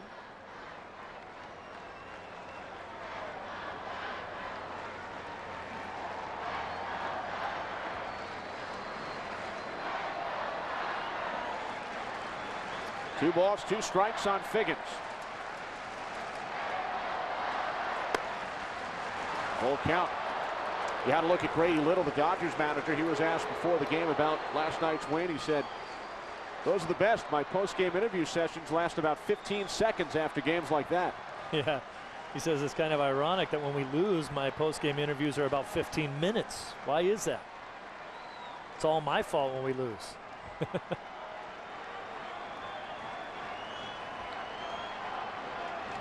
Payoff pitch, runners go, and Figgins fouls it off. Little was also asked if he has given any team speeches since the start of the regular season. He said 1 after the 4th game of their 5-game losing streak. He said, my problem was I forgot to check the pitching matchup for the next day. When I was in Boston, I always made sure to give the big speeches when Pedro was about to pitch. Yeah, you give the big speech and then it works right away. You have Pedro on the mound the next day. Says you got to check your starter and theirs. That's right. Another foul, this one to the right side. But the Dodgers have turned things around. They've won 10 of their last 13. They are 2 games over 500 for the first time this season. Dodgers have been at 500 12 different times, while the Angels are 8 under at 17 and 25. Last night's winner, Aaron Seeley, 19 interleague victories, tied with Greg Maddox, best all time. Another foul as Figgins stays alive. That's amazing. Aaron Seeley and Greg Maddox have the most career interleague wins. Aaron Seeley's such a great first half pitcher. I mean, he's been a good pitcher his entire career, but his numbers in the first half are amazing. A lot of the interleague games have been in the first half. He was in the minor leagues with the Dodgers, had a deal where he could negotiate a deal with anybody else on May 1st. If the Dodgers decided not to call him up, they didn't call him up until about the 6th or 7th. He actually went home. He pitched 5 shutout innings his last start in AAA. He said, look, I don't have anything to prove here. I've been in the big leagues 10, 12 years. It was, I'm pitching as well as I can pitch. I'm going to go home and wait to see if you want me to come up. A few days later, they called and said, hey, we need you here. 10th pitch of this at bat to Figgins, and there will be an 11th. These are the kind of at-bats that just wear you down as a pitcher. He's looking at his 11th pitch. Figgins was down in this at-bat 0-2. Tomko kind of tried to get him to swing at some bad pitches. We know that Figgins has not swung the bat all that well recently. 10 for his last 51, 11 for his last 52, I guess. And they're having a little showdown now.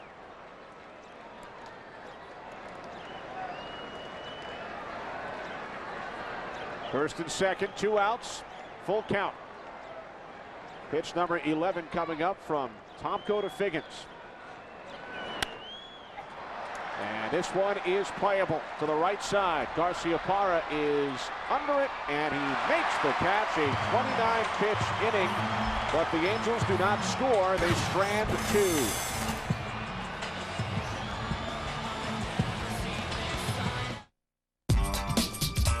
Chevy Impala SS with active fuel management, which means that a powerful 303 horsepower V8 also gets great highway mileage. Since Impala SS gives you 8 cylinders for power and 4 cylinders for better fuel economy, there's also the security of a 5-star frontal crash test rating. The Impala SS, it's a whole new animal. That's an American revolution. For years, I ate fried food and burgers that looked like this. And I looked like this. Then I found Subway restaurants. And I realized I could enjoy lots of great tasting food without lots of fat. Like the new fresh toasted Tuscan chicken sandwich. All white meat chicken, grilled veggies, melted cheese, and Tuscan vinaigrette. All fresh out of the oven and all with 8 grams of fat. 8 grams. And with the help of the Tuscan chicken sandwich, I'm keeping it off.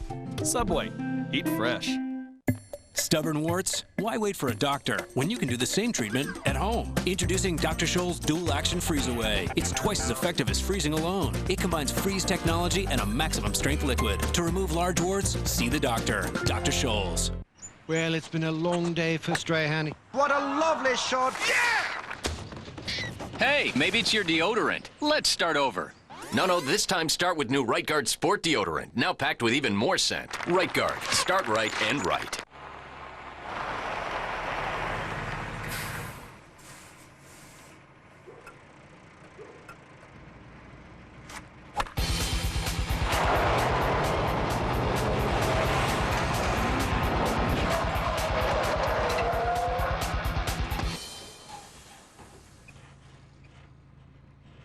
Hey, Rod, if you're interested, there's a future for you in the beverage distribution industry.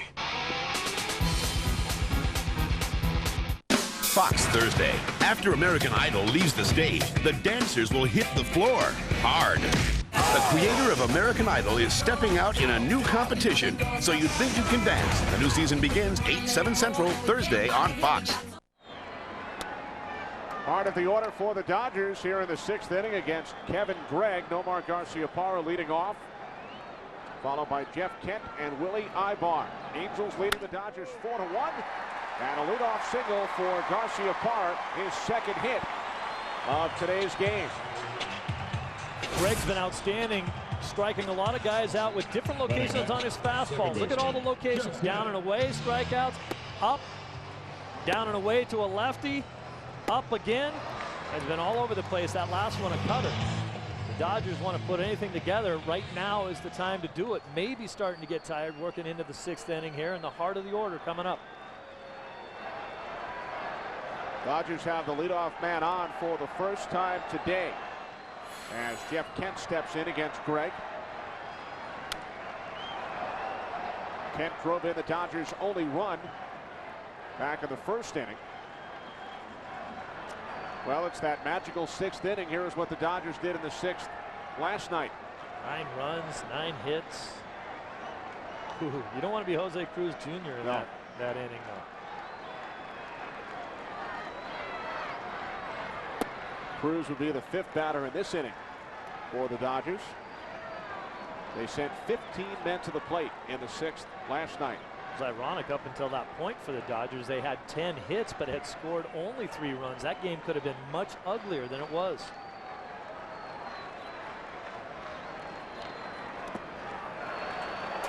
As blocked by Molina. Dodgers playing in their 49th season in Los Angeles. They had never before recorded 25 hits in one game.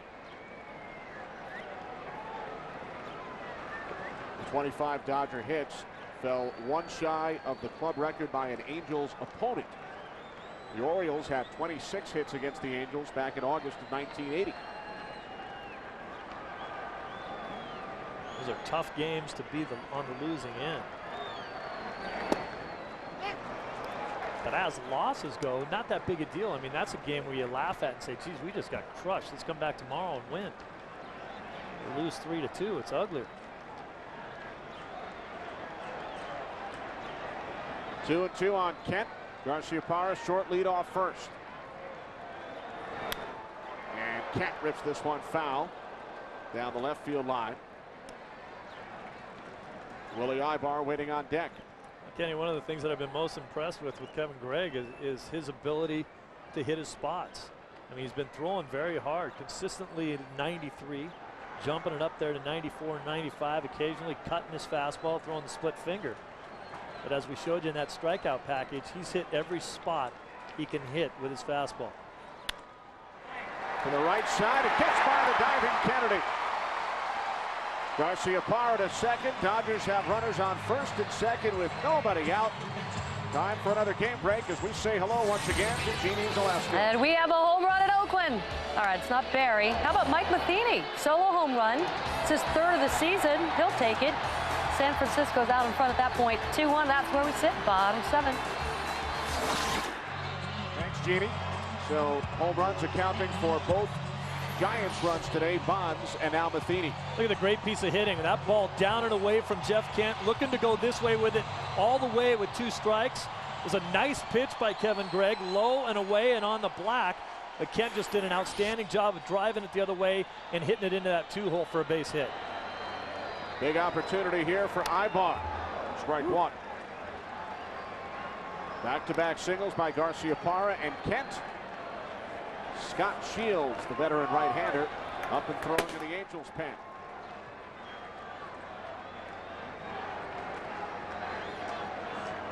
Angels leading the Dodgers 4-1. They scored 3 in the 1st inning. 0-2 on Eibar. Eibar guessed wrong on that pitch right there. He saw the first pitch fastball and tried to hit it into the seats. Got another fastball right down the middle, was looking for something different. Garciaparra on second, Kent on at first. Gregg pitching into the 6th and only his 3rd start this year. As Eibar got a piece of it, his first 2 starts, polar opposites. His first start in Detroit, 7 innings, 3 hits, only 1 run allowed. his next start in Chicago against the White Sox. He lasted only 2 2/3, allowed 7 runs on 9 hits. Throwing mostly fastballs, too.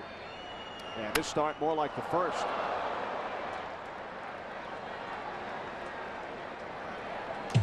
Nobody shot away from that broken bat slow roller into the Angels dugout.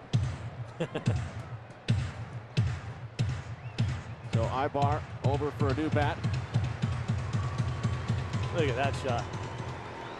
Provided by the Goodyear Tire and Rubber Company and its fleet of airships, reminding you to travel with peace of mind on Goodyear's Forterra tire, featuring silent armor technology.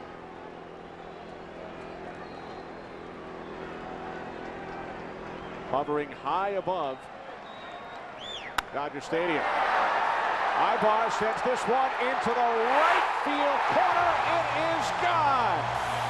A 3-run home run for Willie Eibar, tying the game at 4. The second home run of Eibar's Major League career, his first this season.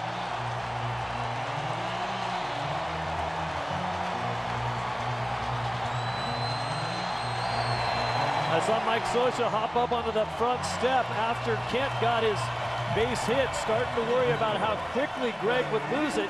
But once again, when you see the replay of this ball, this was not a bad pitch. Look at it down off the ankles. And Eibar just went down and golfed it out of here. I'll tell you what, we've seen some hitters hit some tough pitches hard. So Willie Eibar plays Can You Top This with his brother Eric, who picked up his first Major League hit in the 4th inning. And now Willie Eibar in the 6th says, I'll show you. Yeah, and he did. Well, I tell you what, that ball was off his shoe tops.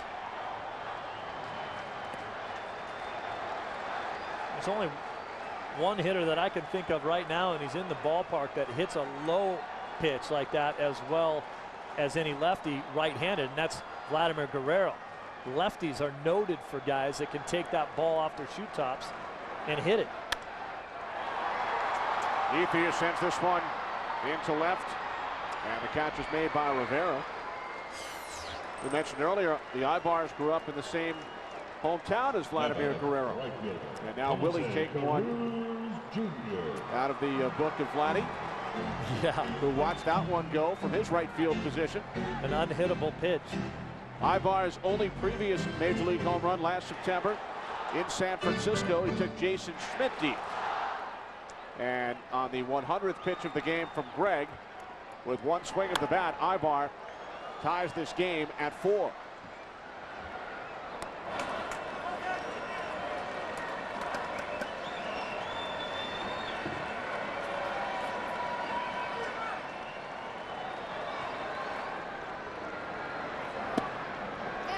Nothing in 2 now on Jose Cruz Jr. Russell Martin waiting on deck. Cruz 0 for 2 today. Fly to right and struck out. And he strikes out again. So that is a career high 7 strikeouts for Kevin Gregg, but he would love to have one pitch back earlier this inning. Martin.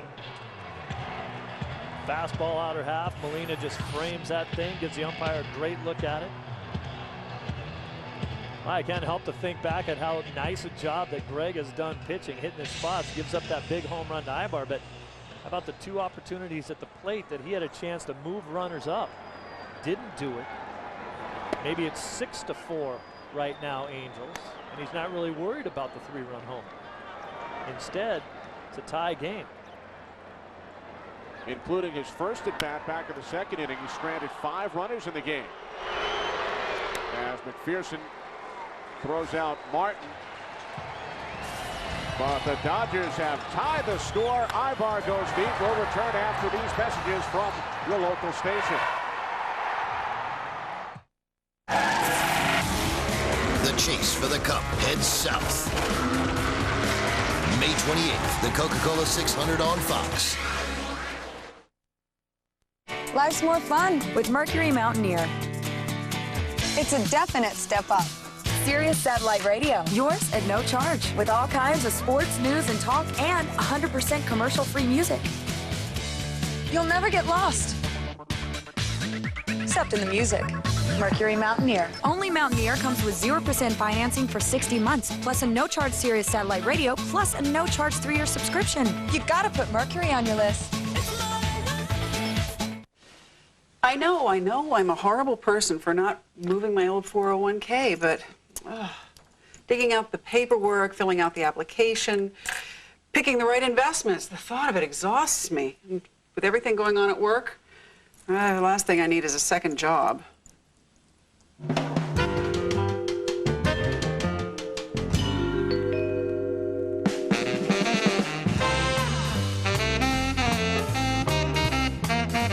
Phil Angelidis has proposed what the LA Daily News called a massive tax increase. Angelidis has called for raising income taxes, sales taxes, corporate taxes, taxes on farm machinery, taxes on fuel, excise taxes, property taxes, and taxes on services. $10 billion per year in new taxes. The Sacramento Bee said Angelidis has staked his campaign on raising taxes. With high gas prices, housing, and healthcare costs, can working families afford Phil Angelidis' tax plan? The Lexus RX has already earned the admiration of the world. But now that the new RX 350 is even more powerful, it's no wonder that for some, envy has turned into obsession. Introducing the 270 horsepower RX 350 from Lexus. Hello. Putting the world on notice yet again. See your Southern California Lexus dealer. Susan Hirasuna, Jeff Michael, the Fox 11 10 o'clock news. A new ball game here in Los Angeles following the Willie Eibar 3-run home run for the Dodgers. Dodgers and Angels now tied at 4. Look at Kevin Gregg, who gave up the home run in the Angels dugout. New pitcher for the Dodgers here in the 7th, 29-year-old left-hander Joe Beimel. And his first pitch, strike one to Adam Kennedy. So Tomko off the hook. Trailed 3-0 in the first. Will not be involved in the decision. And you know what's killing Tomko right now is that he can't believe he's not back out there to pitch the 7th inning. He was the guy that really got this team moving as far as starters going deeper into games. But last inning he threw 29 pitches. What was it, 12 of them to Figgins? That really kind of got him out of the game. The fact that he had to throw so many pitches to Figgins after he had him 0-2. And he's sitting there right now saying, hey, it's a new ball game. I'm back in this one. I want to go back out and win it. But on the other hand, cannot take the loss either. Bunted foul by Kennedy, 2-2. Beimel making his 10th appearance. No decisions, earned run average under 3. Talked earlier in the ball game about how Adam Kennedy's happy zone is down and in, like a lot of lefties, but even more so because of the big loop in his swing. It's not a good area to throw him down and in like that. Trying to go away from him, and they didn't get it there. Watch the swing from the side. Watch the bat head come big looping like that, come through the hitting zone. Boy, when you throw him a pitch down and around his knees inside, that he's got a lot of power down there.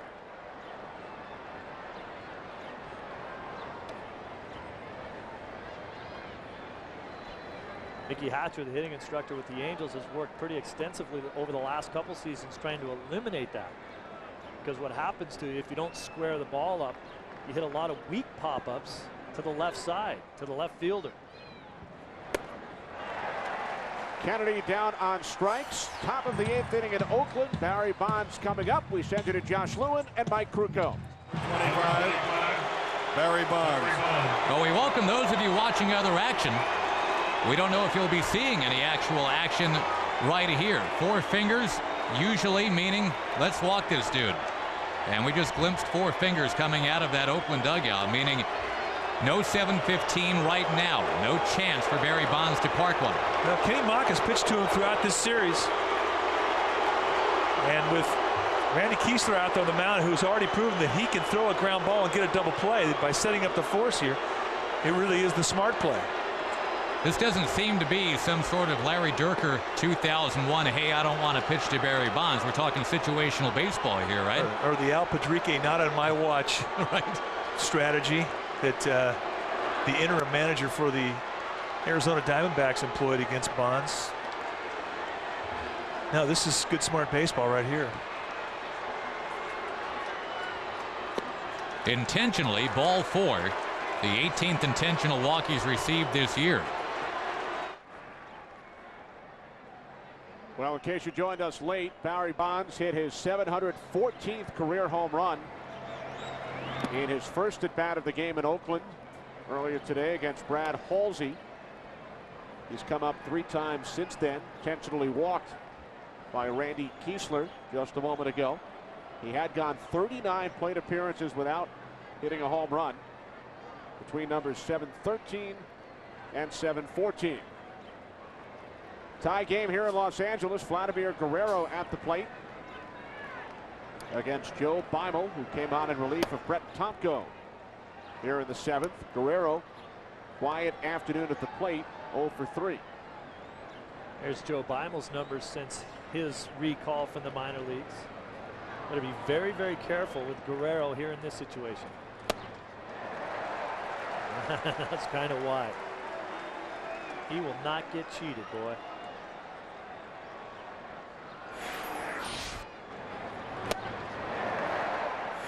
That is a hack with some bad intent. Beimel missing away, full count. Beimel wears the highest uniform number in Dodgers history. I believe he wears that number because because his son was born in 1997.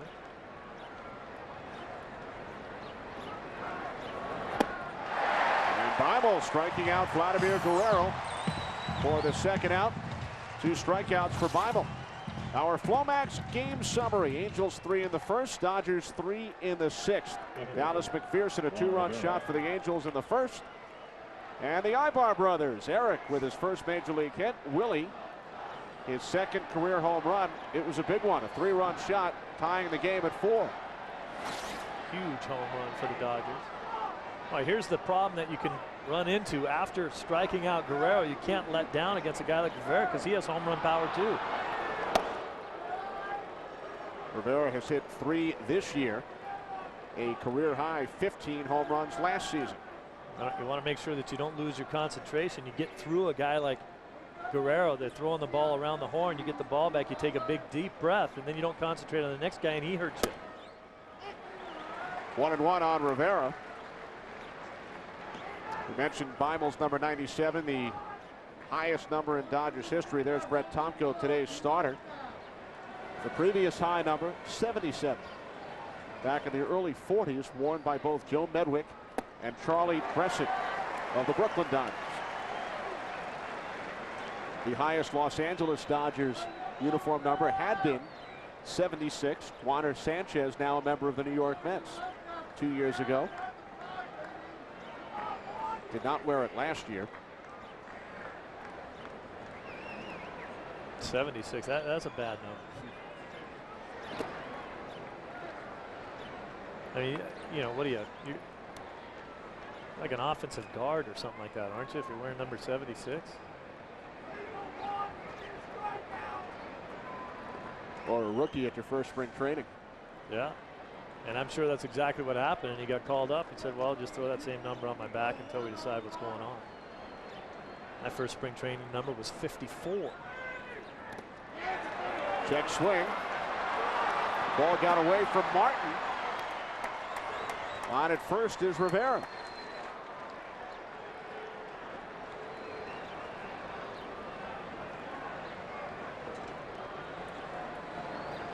Well, Dallas McPherson with the big blow for the Angels back in the first inning, and Dallas is wearing a microphone for us today. Let's listen.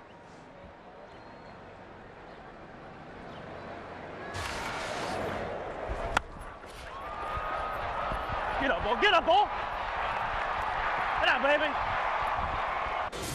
don't like it up here. Down there, but Get my bat path going that way. As we heard from McPherson, Rivera caught between first and second, picked off by Joe Beimel. Rivera wants a balk call right there. Ooh. I can understand why he wanted it. Beimel had a couple different leg directions right there. Really fooled Rivera. But he was going to get picked off either way because he was caught in no man's land out there. 7th inning stretch time here in Los Angeles. Here's to men, to guys who want to take longer drives with fewer pit stops. And here's to Flomax. It's approved to treat male urinary symptoms due to BPH, also called an enlarged prostate. In 1 week, Flomax may help symptoms like going often, going urgently, weak stream, frequently waking up at night to go. Ask your doctor if symptoms are from BPH, not prostate cancer. Common side effects of Flomax are runny nose, dizziness, and decrease in semen. Upon standing, a sudden decrease in blood pressure may occur, rarely resulting in fainting. So when starting Flomax, avoid situations where injury could result. To learn more, call 866-4FLOMAX. Ask your doctor. Flomax could make a difference in 1 week. For my sport, the only sunscreen is Coppertone Sport. It's non-greasy, so I won't lose my grip. And it doesn't run in my eyes, no matter how hard I sweat. Coppertone Sport, high-performance sunscreens. Listen, I don't care if you want to sell yourself for less, but $1? People are psyched about this, Dad. You'd know that if you'd pull your head out of your bun.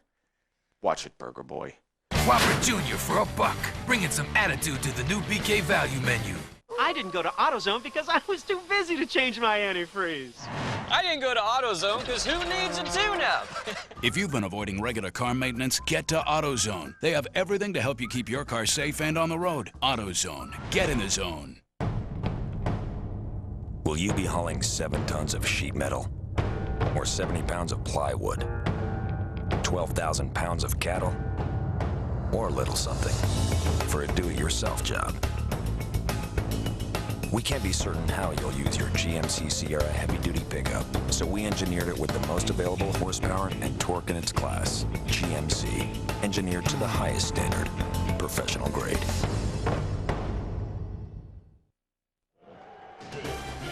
Bunch Saturday Baseball is sponsored by Burger King, who reminds you to have it your way, and by GMC, engineered to the highest standard, professional grade. Bottom of the 7th inning. Here in Los Angeles, tied at 4. J.D. Drew, who leads the Dodgers in both home runs and runs batted in, pinch hitting. Some changes for the Angels. Figgins has moved from center to left field. Tommy Murphy now in center. And the new pitcher batting in the 4th spot is Scott Shields, on in relief of Kevin Gregg, who allowed 4 runs, 7 hits through 6 innings. Shields been pretty stingy with that ERA. Wearing number 62, Tommy Murphy. What's he got, 65 out there? Got a lot of football players in the game today.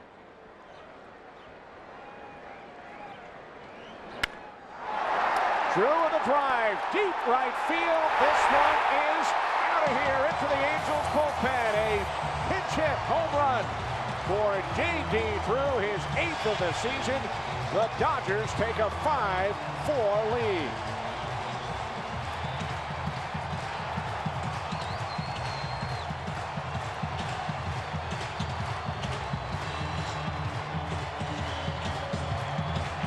Well, Kenny, it's not often the guy who leads your team in home runs and RBIs does it quietly. But I really believe J.D. Drew is quietly this season going to have the best year of any Dodger. Don't hear much from him. Does his job every day. He stayed healthy. And he has got a tremendous swing.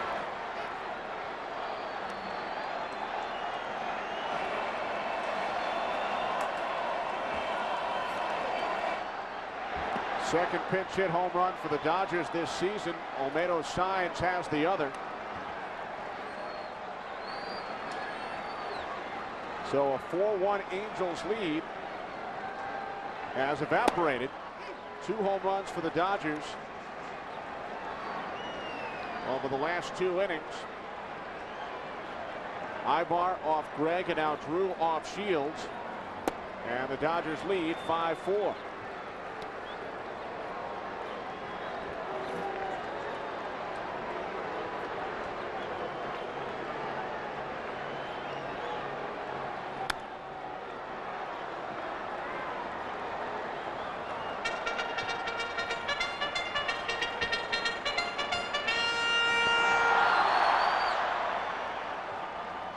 For Shields, only the second home run he has allowed in 22 2/3 innings this season. Burkal called out on strikes. One away here in the Dodgers' 7th. Time now for the Pepsi Fan Cam. Batting next, center fielder Kenny Loftus.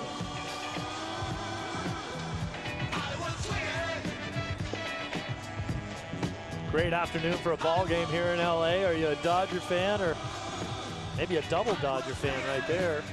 Or maybe are you an Angel fan? A lot of Angel Red at Dodger Stadium today as well.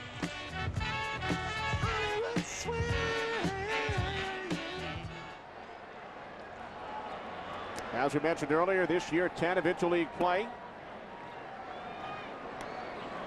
The Angels with a 28-23 lead over the Dodgers in 51 games during the regular season. Angels have won the series 5 times, Dodgers twice, and they've split 2. But under Mike Scioscia, the Angels have never lost the season series to his former club, the Dodgers. J.D. Drew with a pinch hit home run here in the 7th. Pinch hitting for the pitcher Beimel to give the Dodgers their first lead. J.D. Drew looked to me like he hit a slider. It wasn't really a hanging pitch. Had some nice break on it. It was just up and in the strike zone, and J.D. Drew loves that. There are very few guys in baseball that have as pretty a swing as that guy right there, J.D. Drew. Great balance, just drops the bat head right through the hitting zone. It stays in the hitting zone for a long time. Drew is pinch hitting for Beimel. What a strange way to strike out the side, as Beimel did in the top half. Struck out Kennedy and Guerrero. And now Lofton is called out on strikes. And then Rivera struck out but reached on the wild pitch before he was picked off. How about it? I think a nice view of J.D. Drew catching a hanging slider or a slider just up. Look at that. Now, you don't get a whole lot better balance than that. You can draw a line right through his back foot. I love the stiff front leg. You can't hit for power if you don't have that. The back leg bent and just looking straight down on the ball, and wrist roll over after contact. Just picture perfect. Garciaparra on the first pitch from Shields. Throw nearly pulled Quinlan off the bag. Dodgers are retired, but they take a 5-4 lead on the 150th home run of J.D. Drew's major league career.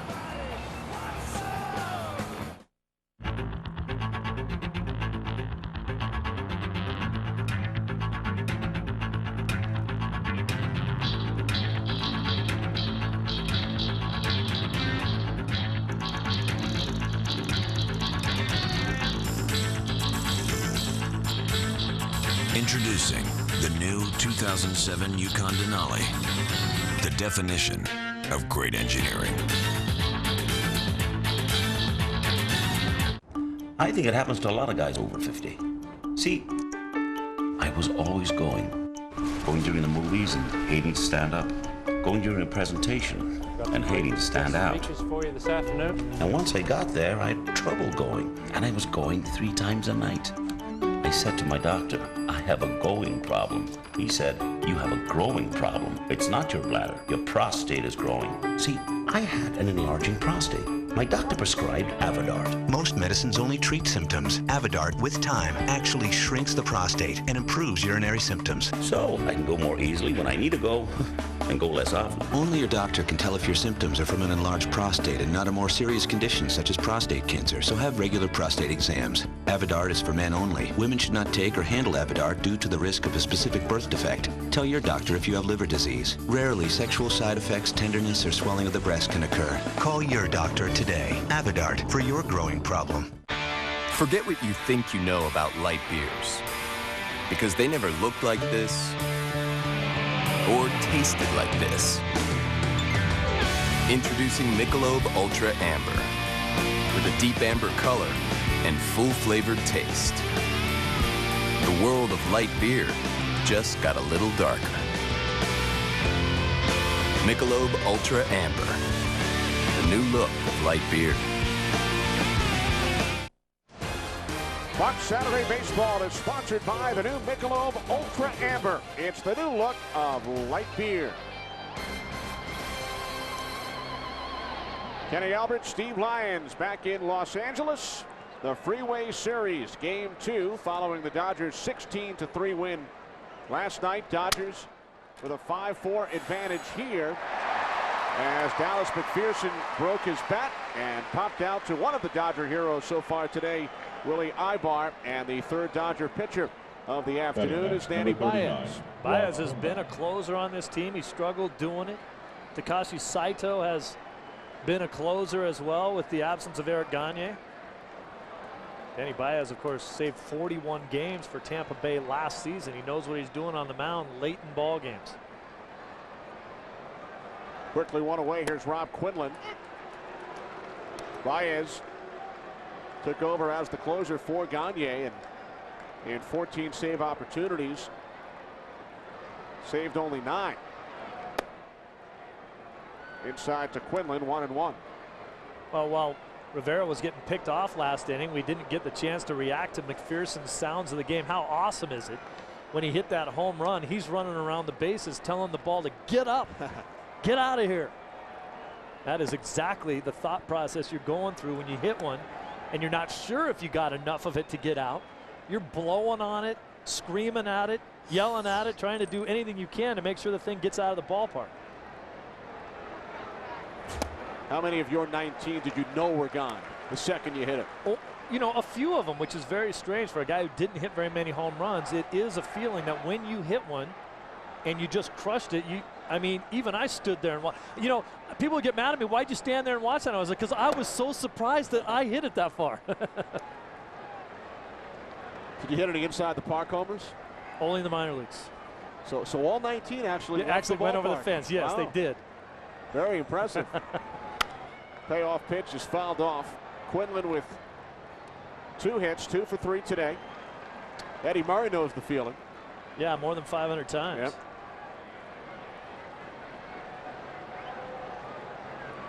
His 500 didn't feel any better than my 19, though, I can tell you that.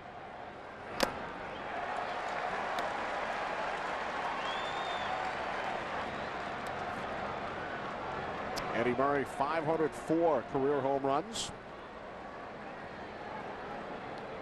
Hit his last 3 with the Angels in 1997.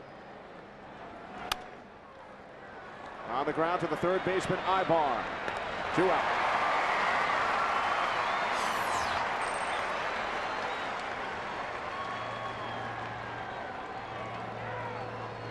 Shortstop, Eric Eibar.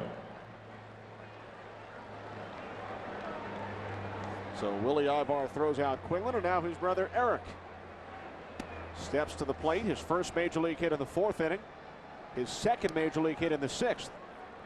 But then in the bottom of the 6th, brother Willie, a 3-run shot off Kevin Gregg, tying the score at 4.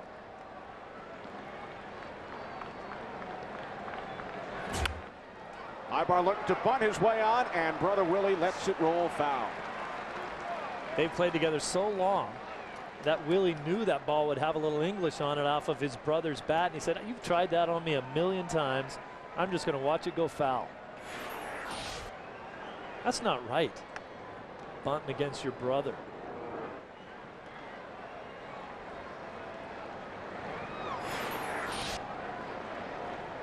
I mean, how many times when you were kids growing up in the backyard and it was bottom of the 9th, bases loaded in the World Series, you never dropped down a bunt. Thought about trying again. Takes ball 1. The reason why he's doing it is because he knows he's the better defensive player. Willie struggles a little bit with the glove. Eric can pick it. Trying to take advantage of his brother? Sure. He doesn't need a scouting report. Yeah, as opposed to the Molinos who used to play together and now they don't. He's thinking, hey, you have a different shirt on than I do. I'm trying to beat you right now. We can go out for dinner after the game. Jose Molina stole a base on his brother this week. Only his 7th career steal. Sibling rivalries at their best. Funniest thing is last year I asked Yadier or Molina, who's the best catcher of the 3 of them. He looked me dead in the eye and said, I am. He's the youngest. He said, I learned from all those guys' mistakes.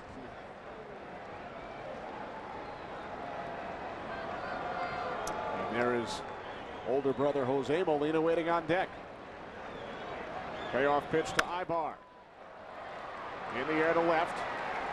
Moving to his right is Ethier. Squeezes it. A 1-2-3-8 for Danny Baez.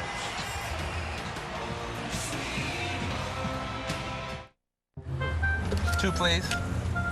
Introducing Keep the Change. There you go. Enjoy the show. Each time you make a purchase with your Bank of America Visa check card, we not only round up the amount to the next dollar and transfer your change from your checking to your savings account, we also match your savings for the first 3 months and continue matching 5% thereafter.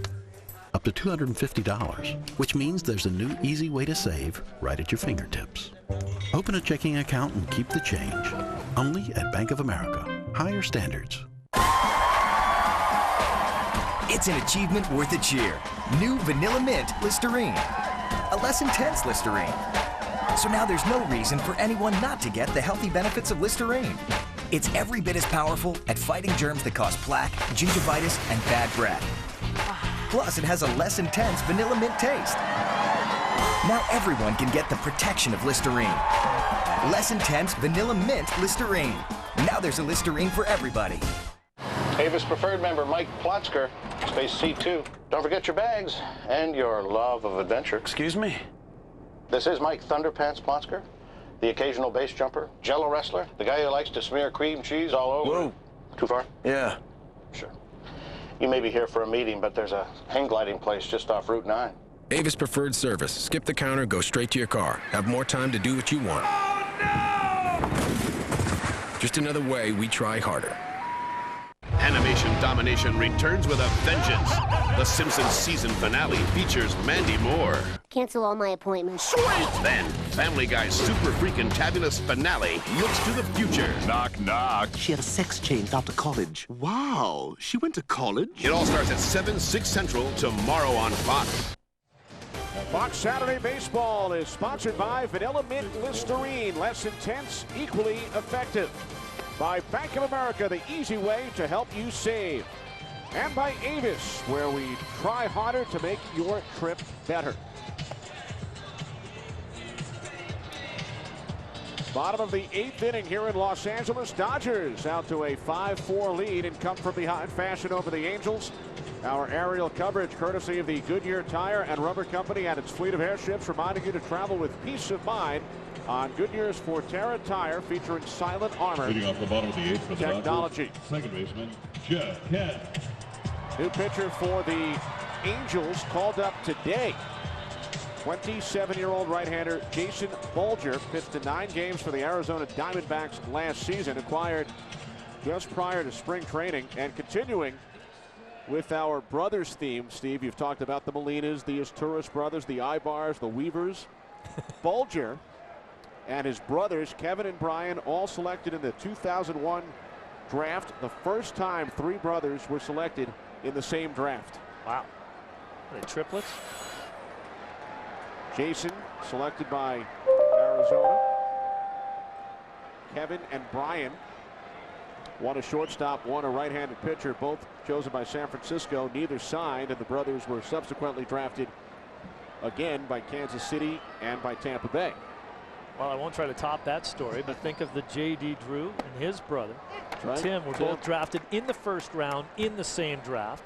And then his brother Steven, drafted by the Arizona Diamondbacks in the first round. Goodness, you talk about some talented kids.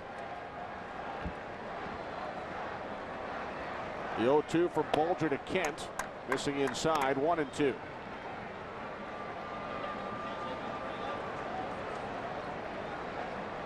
Jason Bolger making his Angels debut, called up today. The club released veteran infielder Edgardo Alfonso. 2-2 on Kent. Eibar on deck, and then Ethier. Dodgers leading the Angels 5-4. Scott Shields pitched the 7th in relief of Kevin Gregg. Allowed the go-ahead pinch hit home run off the bat of J.D. Drew.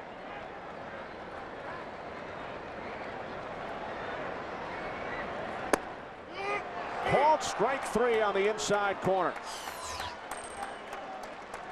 Jeff Kent takes a slow walk back towards the Dodgers dugout. Next Sunday, NASCAR on Fox returns with Nextel Cup racing from Charlotte. The world's best drivers take the track as defending champion Jimmy Johnson looks to take home the checkered flag for the 2nd year in a row. The Coca-Cola 600 next Sunday at 5 Eastern, 2 Pacific in high definition only on Fox. Willie Eibar came to the plate in the 6th with the Dodgers trailing 4-1. Garciaparra and Kent on 1st and 2nd, and he took Kevin Gregg deep. His first home run of the season, 2nd of his career. It tied the game at 4. I had a split finger with a good late action, and he just dropped his bat head down there and golfed it almost one-handed out of this place for a 3-run shot. Hitting a cool 391 right now. He was hitting 358 in AAA when he was called up by the Dodgers. Hey, look how quiet he is at the plate. Not a lot of extra movement. Not off balance. Isn't getting fooled by many pitches.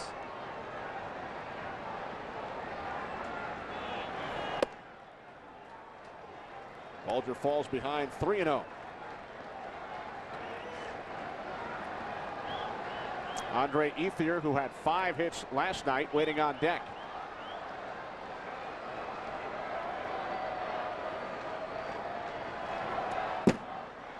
Eibar walks on 4 pitches.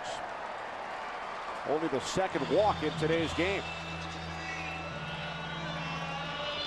Looking ahead, the Angels, who trail here by 1, due up in the 9th inning. Molina, Murphy, and Figgins. Man, they're gonna have to get something going too. When you look at the first 3 innings, they had 5 extra base hits. The next 2+ innings, they had 5 singles, and the last 9 hitters have done nothing. Nice job by the Dodgers. Not only Tomko settling down and shutting things down, but the relief crew for the Dodgers as well doing an outstanding job. Here's Ethier, 0 for 3 today. After the 5-hit game last night, he took his wife to Disneyland on the off day on Thursday. Wouldn't you normally get 5 hits in a game and then go to Disneyland? Isn't that how it works? Yeah, especially if you do that commercial. They pay you a lot of money to say that.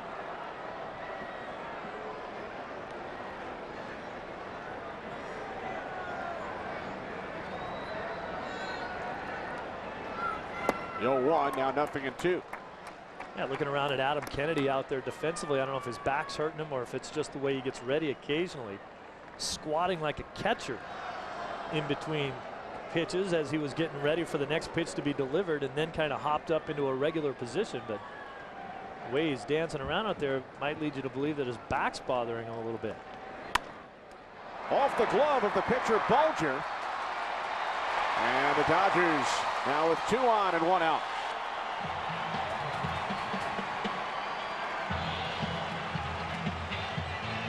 Ozzie Guillen, the manager of the White Sox, would yell at his pitcher right now, don't try to field the ball, let it go. With double play depth, someone would have made that play up the middle. They're both close enough to the bag. Ozzie used to say, you pitchers, you're not athletes. Throw the pitch and then get out of the way. Watch it, same thing. Here you have the second baseman and the shortstop's going to come into play right here. This ball would have been caught by Eibar, the shortstop, I believe. I don't think it was hit hard enough that it would have squeaked through. You see Eibar in your picture right there. Now he has to change direction and go back. That probably could have been a nice made-to-order double play ball, but because Bolger tried to catch it, he messed the whole thing up. Boy, Ozzie used to get mad. The question is, would Willie Eibar have tried to take out his brother at second? You know he would.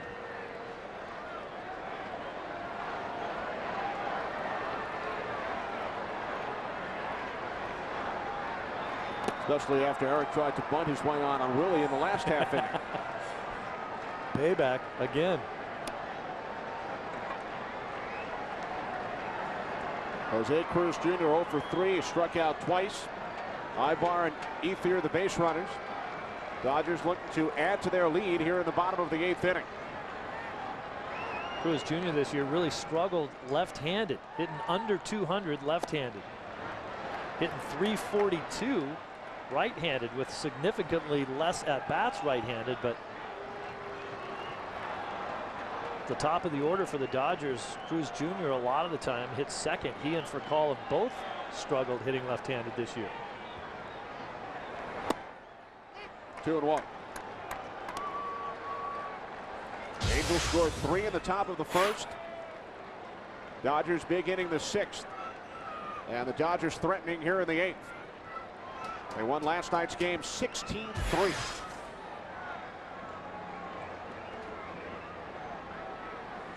2-1 from Bolger. Cruz got a piece of it. Now 2-2.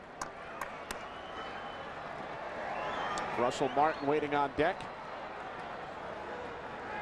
Second game of the Freeway Series.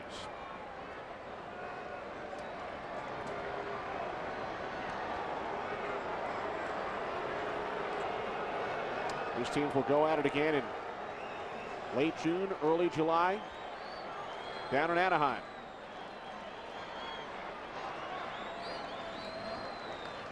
Two to Cruz, missing away. Count is full. Oh, what a great day and a beautiful stadium here, Dodger Stadium. Now the 4th oldest stadium in all of baseball. You can still eat off the floor here if you wanted to. The McCourts have come in here as the owners of this franchise and dumped a lot of money back into the stadium. Every seat in the stadium's brand new this year. And over 55,000 are occupied today. Sellout number 6 this season for the Dodgers. The Dodgers franchise is the most franchise in sports, the most watched franchise in sports history.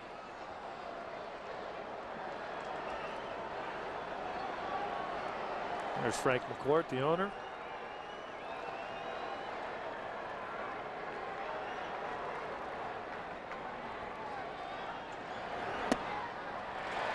Ball 4, so Cruz is on, and the bases are full of Dodgers.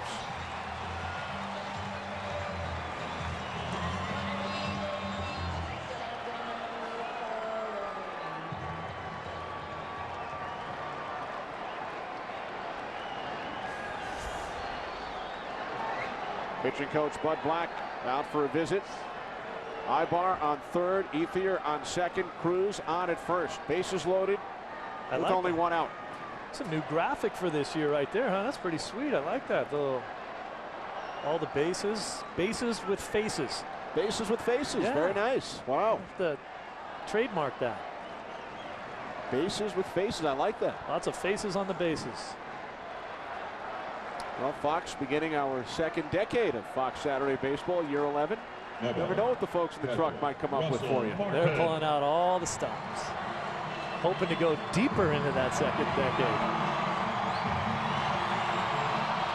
Carol Langley, Ray Tipton leading the way for us today. Carol Langley McDermott, our producer, director Ray Tipton. Bases loaded. Russell Martin steps in. Only one out. Dodgers have 2 grand slams already this season.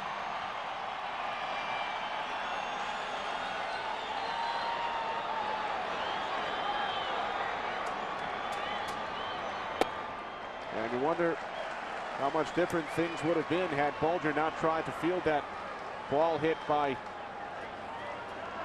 Ethier moments ago. It's tough not to. If you're a pitcher, you see the ball coming back at you, your reaction is to try to catch it. But, you know, the guy that keeps coming to my mind, as I mentioned before, was Ozzie Guillen. Of course, he was a tremendous shortstop. But he would get so upset if a guy would do that and would glance off his glove, and now all of a sudden everyone's safe and we don't have a play. And he'd scream at his pitchers, "You're not an athlete. That's why you're pitching. Throw the ball, let it go, I'll catch it." And this was while he was playing. Yeah. He still thinks he can catch it. To the left side. Angels get one. Safe at first is Martin. And the Dodgers take a 6-4 lead.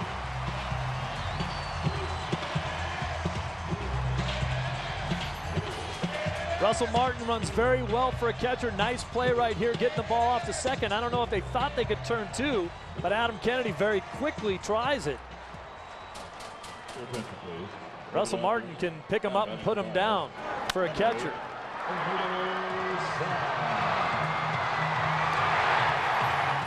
He's still got those young, fresh legs, only been catching for 3 years. Former third baseman.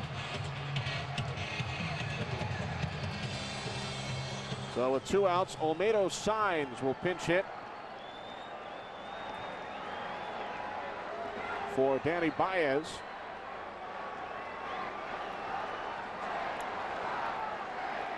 Signs 6 for 17 with the previous Dodger pinch hit home run. J.D. Drew hit one today.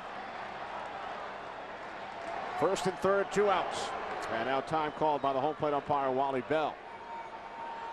You'll see Takashi Saito coming in for the Dodgers to try to nail it down. Olmedo Signs, we talked about before, a lot of bullets on that Angel bench. Garrett Anderson, Tim Salmon available to pinch hit, not available to play. Dodgers have, we saw J.D. Drew pinch hit and hit a home runs, and Signs can flat out swing it. Pitch gets by Molina, and coming across to score the 7th Dodger run is Eibar.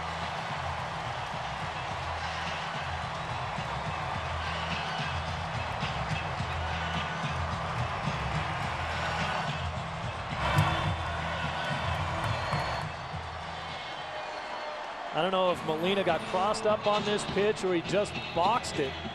Not just missed it. Tried to get his glove down between his legs, but it just kind of short hopped him right underneath.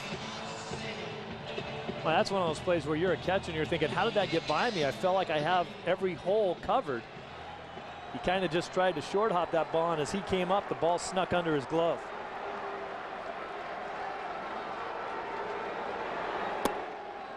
Strike one to Signs, 1-1. The only hit of the inning. That ball hit by Eibar, which glanced off the glove of the pitcher, Bulger. Dodgers have scored 2 runs on only the 1 infield base hit. The Angels defensively continue to have big problems. Wow.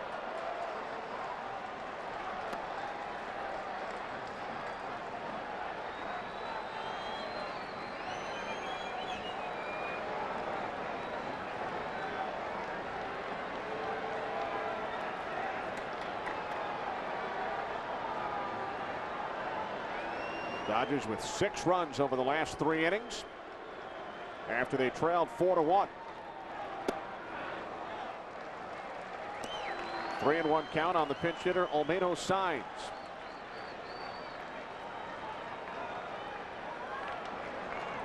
Molina, Murphy, and Figgins due up for the Angels, but as you mentioned, some big bats still available on the Angels bench.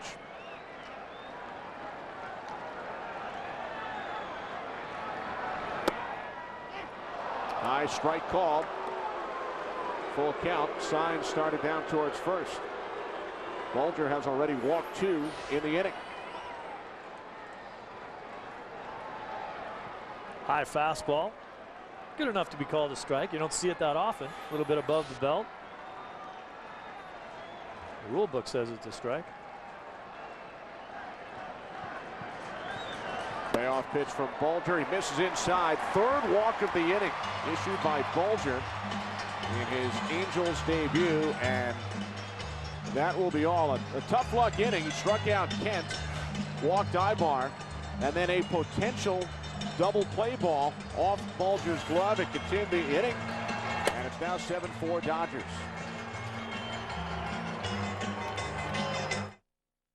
It's a fact.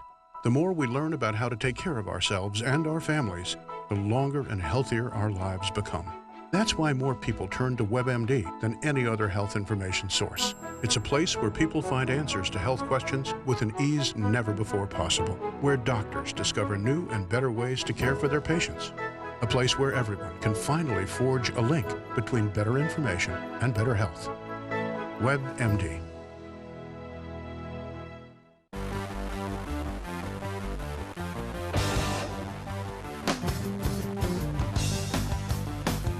From coast to coast, cops are cracking down on safety belt violations. It doesn't matter who you are or where you live. They'll be on the lookout. Cops write tickets to save lives. If you don't buckle up, expect a ticket. Click it or ticket.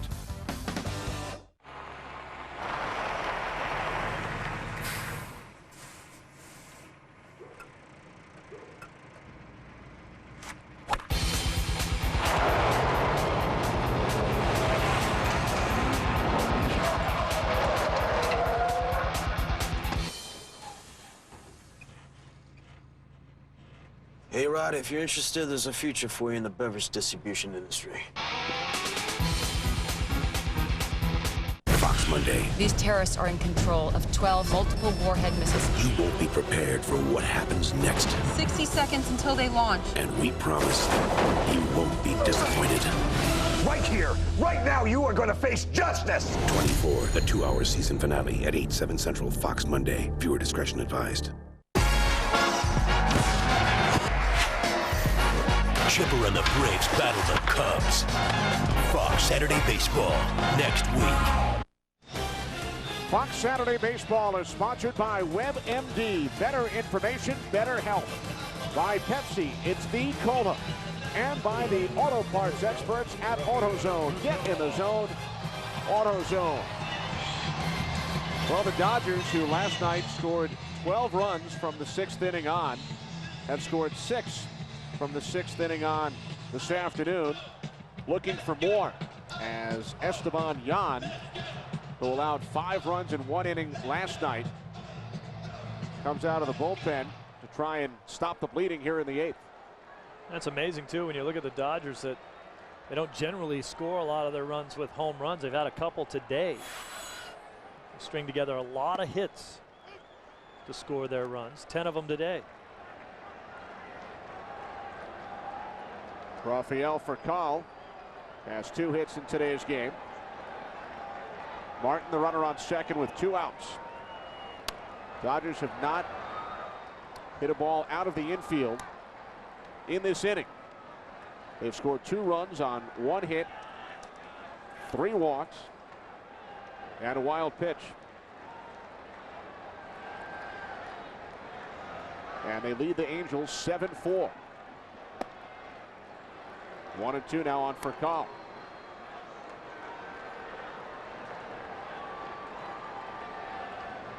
Willie Eibar with a 3-run shot in the 6th, which tied the game, and then J.D. Drew a pinch hit home run in the 7th, giving the Dodgers the lead. And now Furcal punches one into left. Rounding third is Martin. Here's the throw to the plate by Figgins. It is not in time, and the Dodgers lead is now 8-4.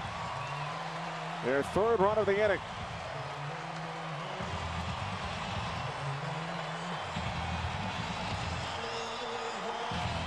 Figgins generally has an adequate throwing arm, and this is a very short throw from left field, but he double clutches a little bit. This ball, when it gets to him, he doesn't field it cleanly. Had to reach in there twice to get it, and then by the time the throw gets to the plate, just enough time to let Martin score.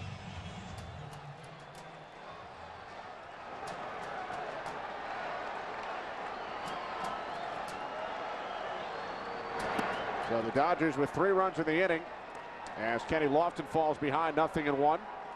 The 8th Dodger to come to the plate here in the 8th inning.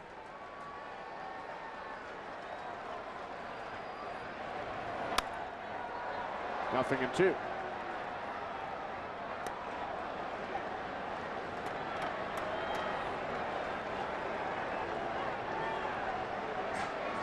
Signs the runner on second. Furcal over at first. Long faces amongst the Angel fans in attendance as the Dodgers have now scored 24 runs in these 2 games. This game's still not out of hand with the 4-run lead, but if you see the Dodgers get a couple more hits, you might start seeing a few balls get a little closer to underneath a few guys' chins. Angels have come in here and pretty much gotten manhandled.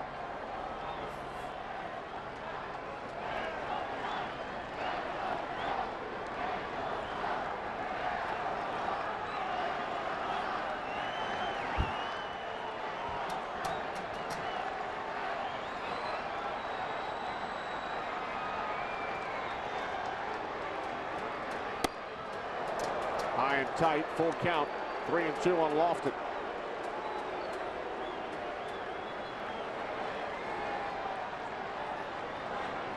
Two outs. Guys on the run. You hit a gapper here, you're looking at a lot more runs.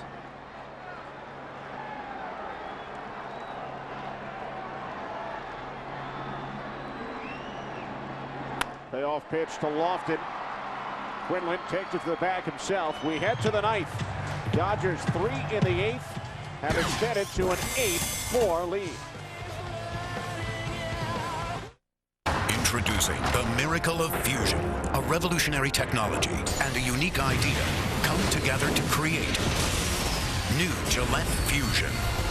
Until now, pressure caused irritation. Fusion has 5 blades spaced closer together to reduce pressure with less irritation and more comfort. Flip Fusion over, a precision trimmer for those tricky places. The comfort of 5 blades, the precision of 1. The best shave ever in manual or battery power. New Gillette Fusion.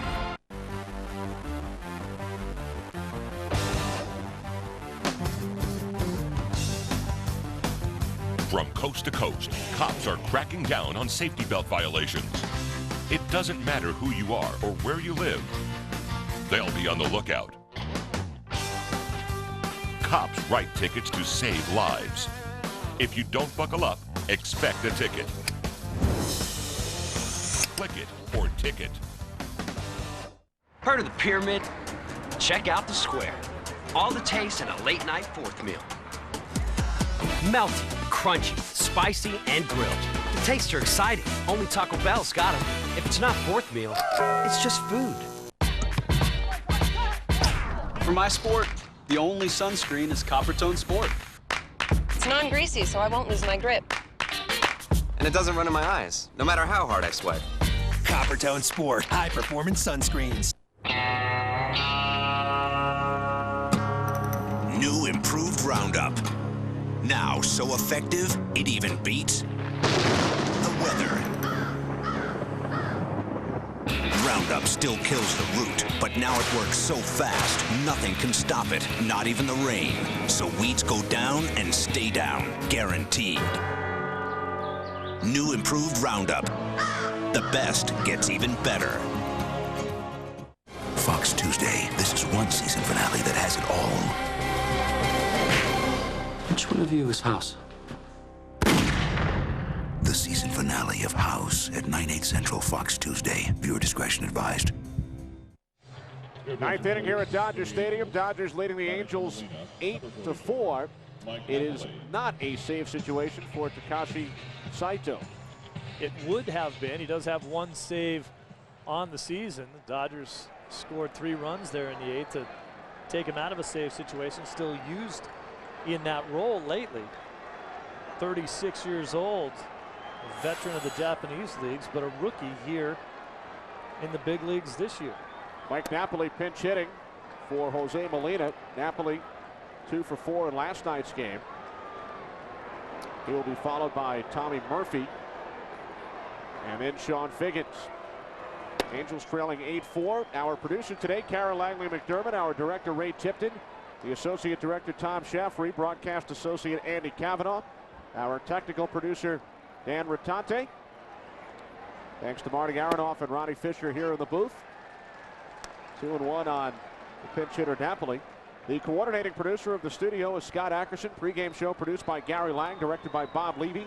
The associate director is Stephanie Medina.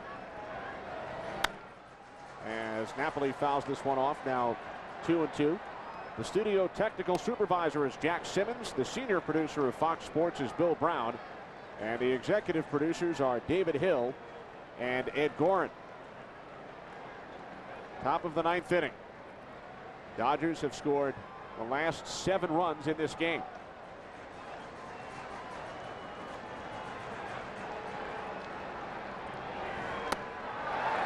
Napoli down on strikes.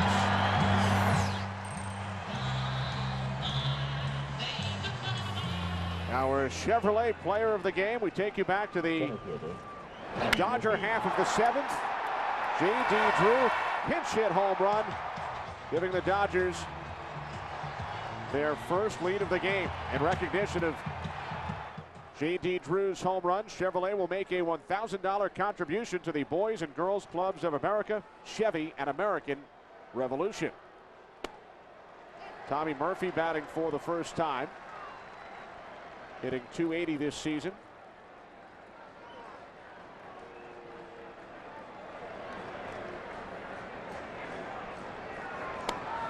One and one. So barring a miracle comeback here by the Angels, the Dodgers will win for the 11th time in their last 14 games. Angels will drop their 4th in a row. They're 16th in the last 21.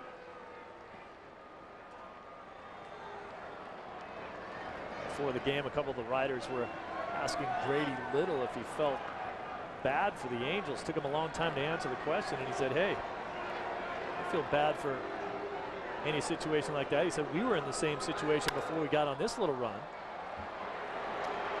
Murphy sends this one into left, and the catch is made by Eibar for the second out. Brett Tomko, the Dodgers starter, went 6. And the bullpen has retired all 8 Angels they have faced. Beimel, Baez, and now Saito. Just an outstanding job by all the Dodger pitchers. We talked about before, Tomko gave up 3 runs on 2 pitches that were pretty nasty pitches. You know, he's going to sit there and say, I don't want those back. I threw them right where I wanted to. They got hit. What are you going to do? Ball 1 to Figgins. Joe Beimel in line for his first win since 2003, while a member of the Pittsburgh Pirates. The 1-0 to Figgins. Missing low, 2-0. Oh, you look at what Kevin Gregg did as well. He threw a split finger pitch to Eibar that was off his shoe tops, and he hit him out of the park for a 3-run homer. Nothing really to be ashamed of as far as his outing was concerned either. Angels led this game 4-1 in the 6th. They led last night's game 2-0 in the 1st. Before the huge 6th inning rally by the Dodgers.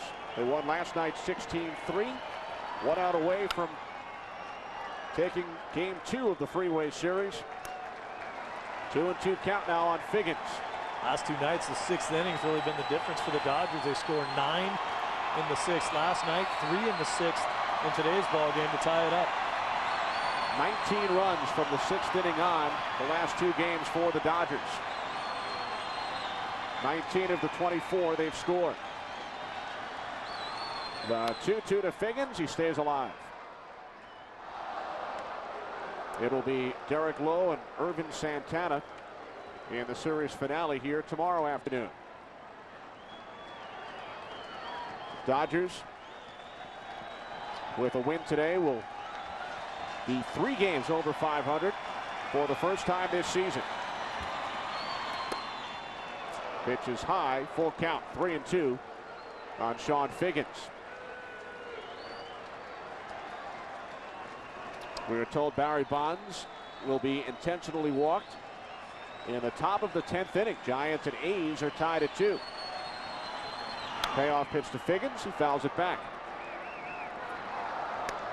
A historic day in Major League Baseball as Barry Bonds, after going 39 plate appearances without a home run, connected off Brad Halsey for the 714th of his career, tying Babe Ruth for 2nd place all time. 41 away from Henry Aaron. Figgins lines out to the shortstop for a call. The ball game is over, and the Dodgers have won 2 in a row over the Angels. The final score today, the Dodgers 8, the Angels 4. For more information on today's game and for the latest information on Major League Baseball, log on to foxsports.com, powered by MSN. For Steve Lyons, this is Kenny Albert. So long from Dodger Stadium. Gene Zalasko and Kevin Kennedy will be along from the Fox Television Center following these messages.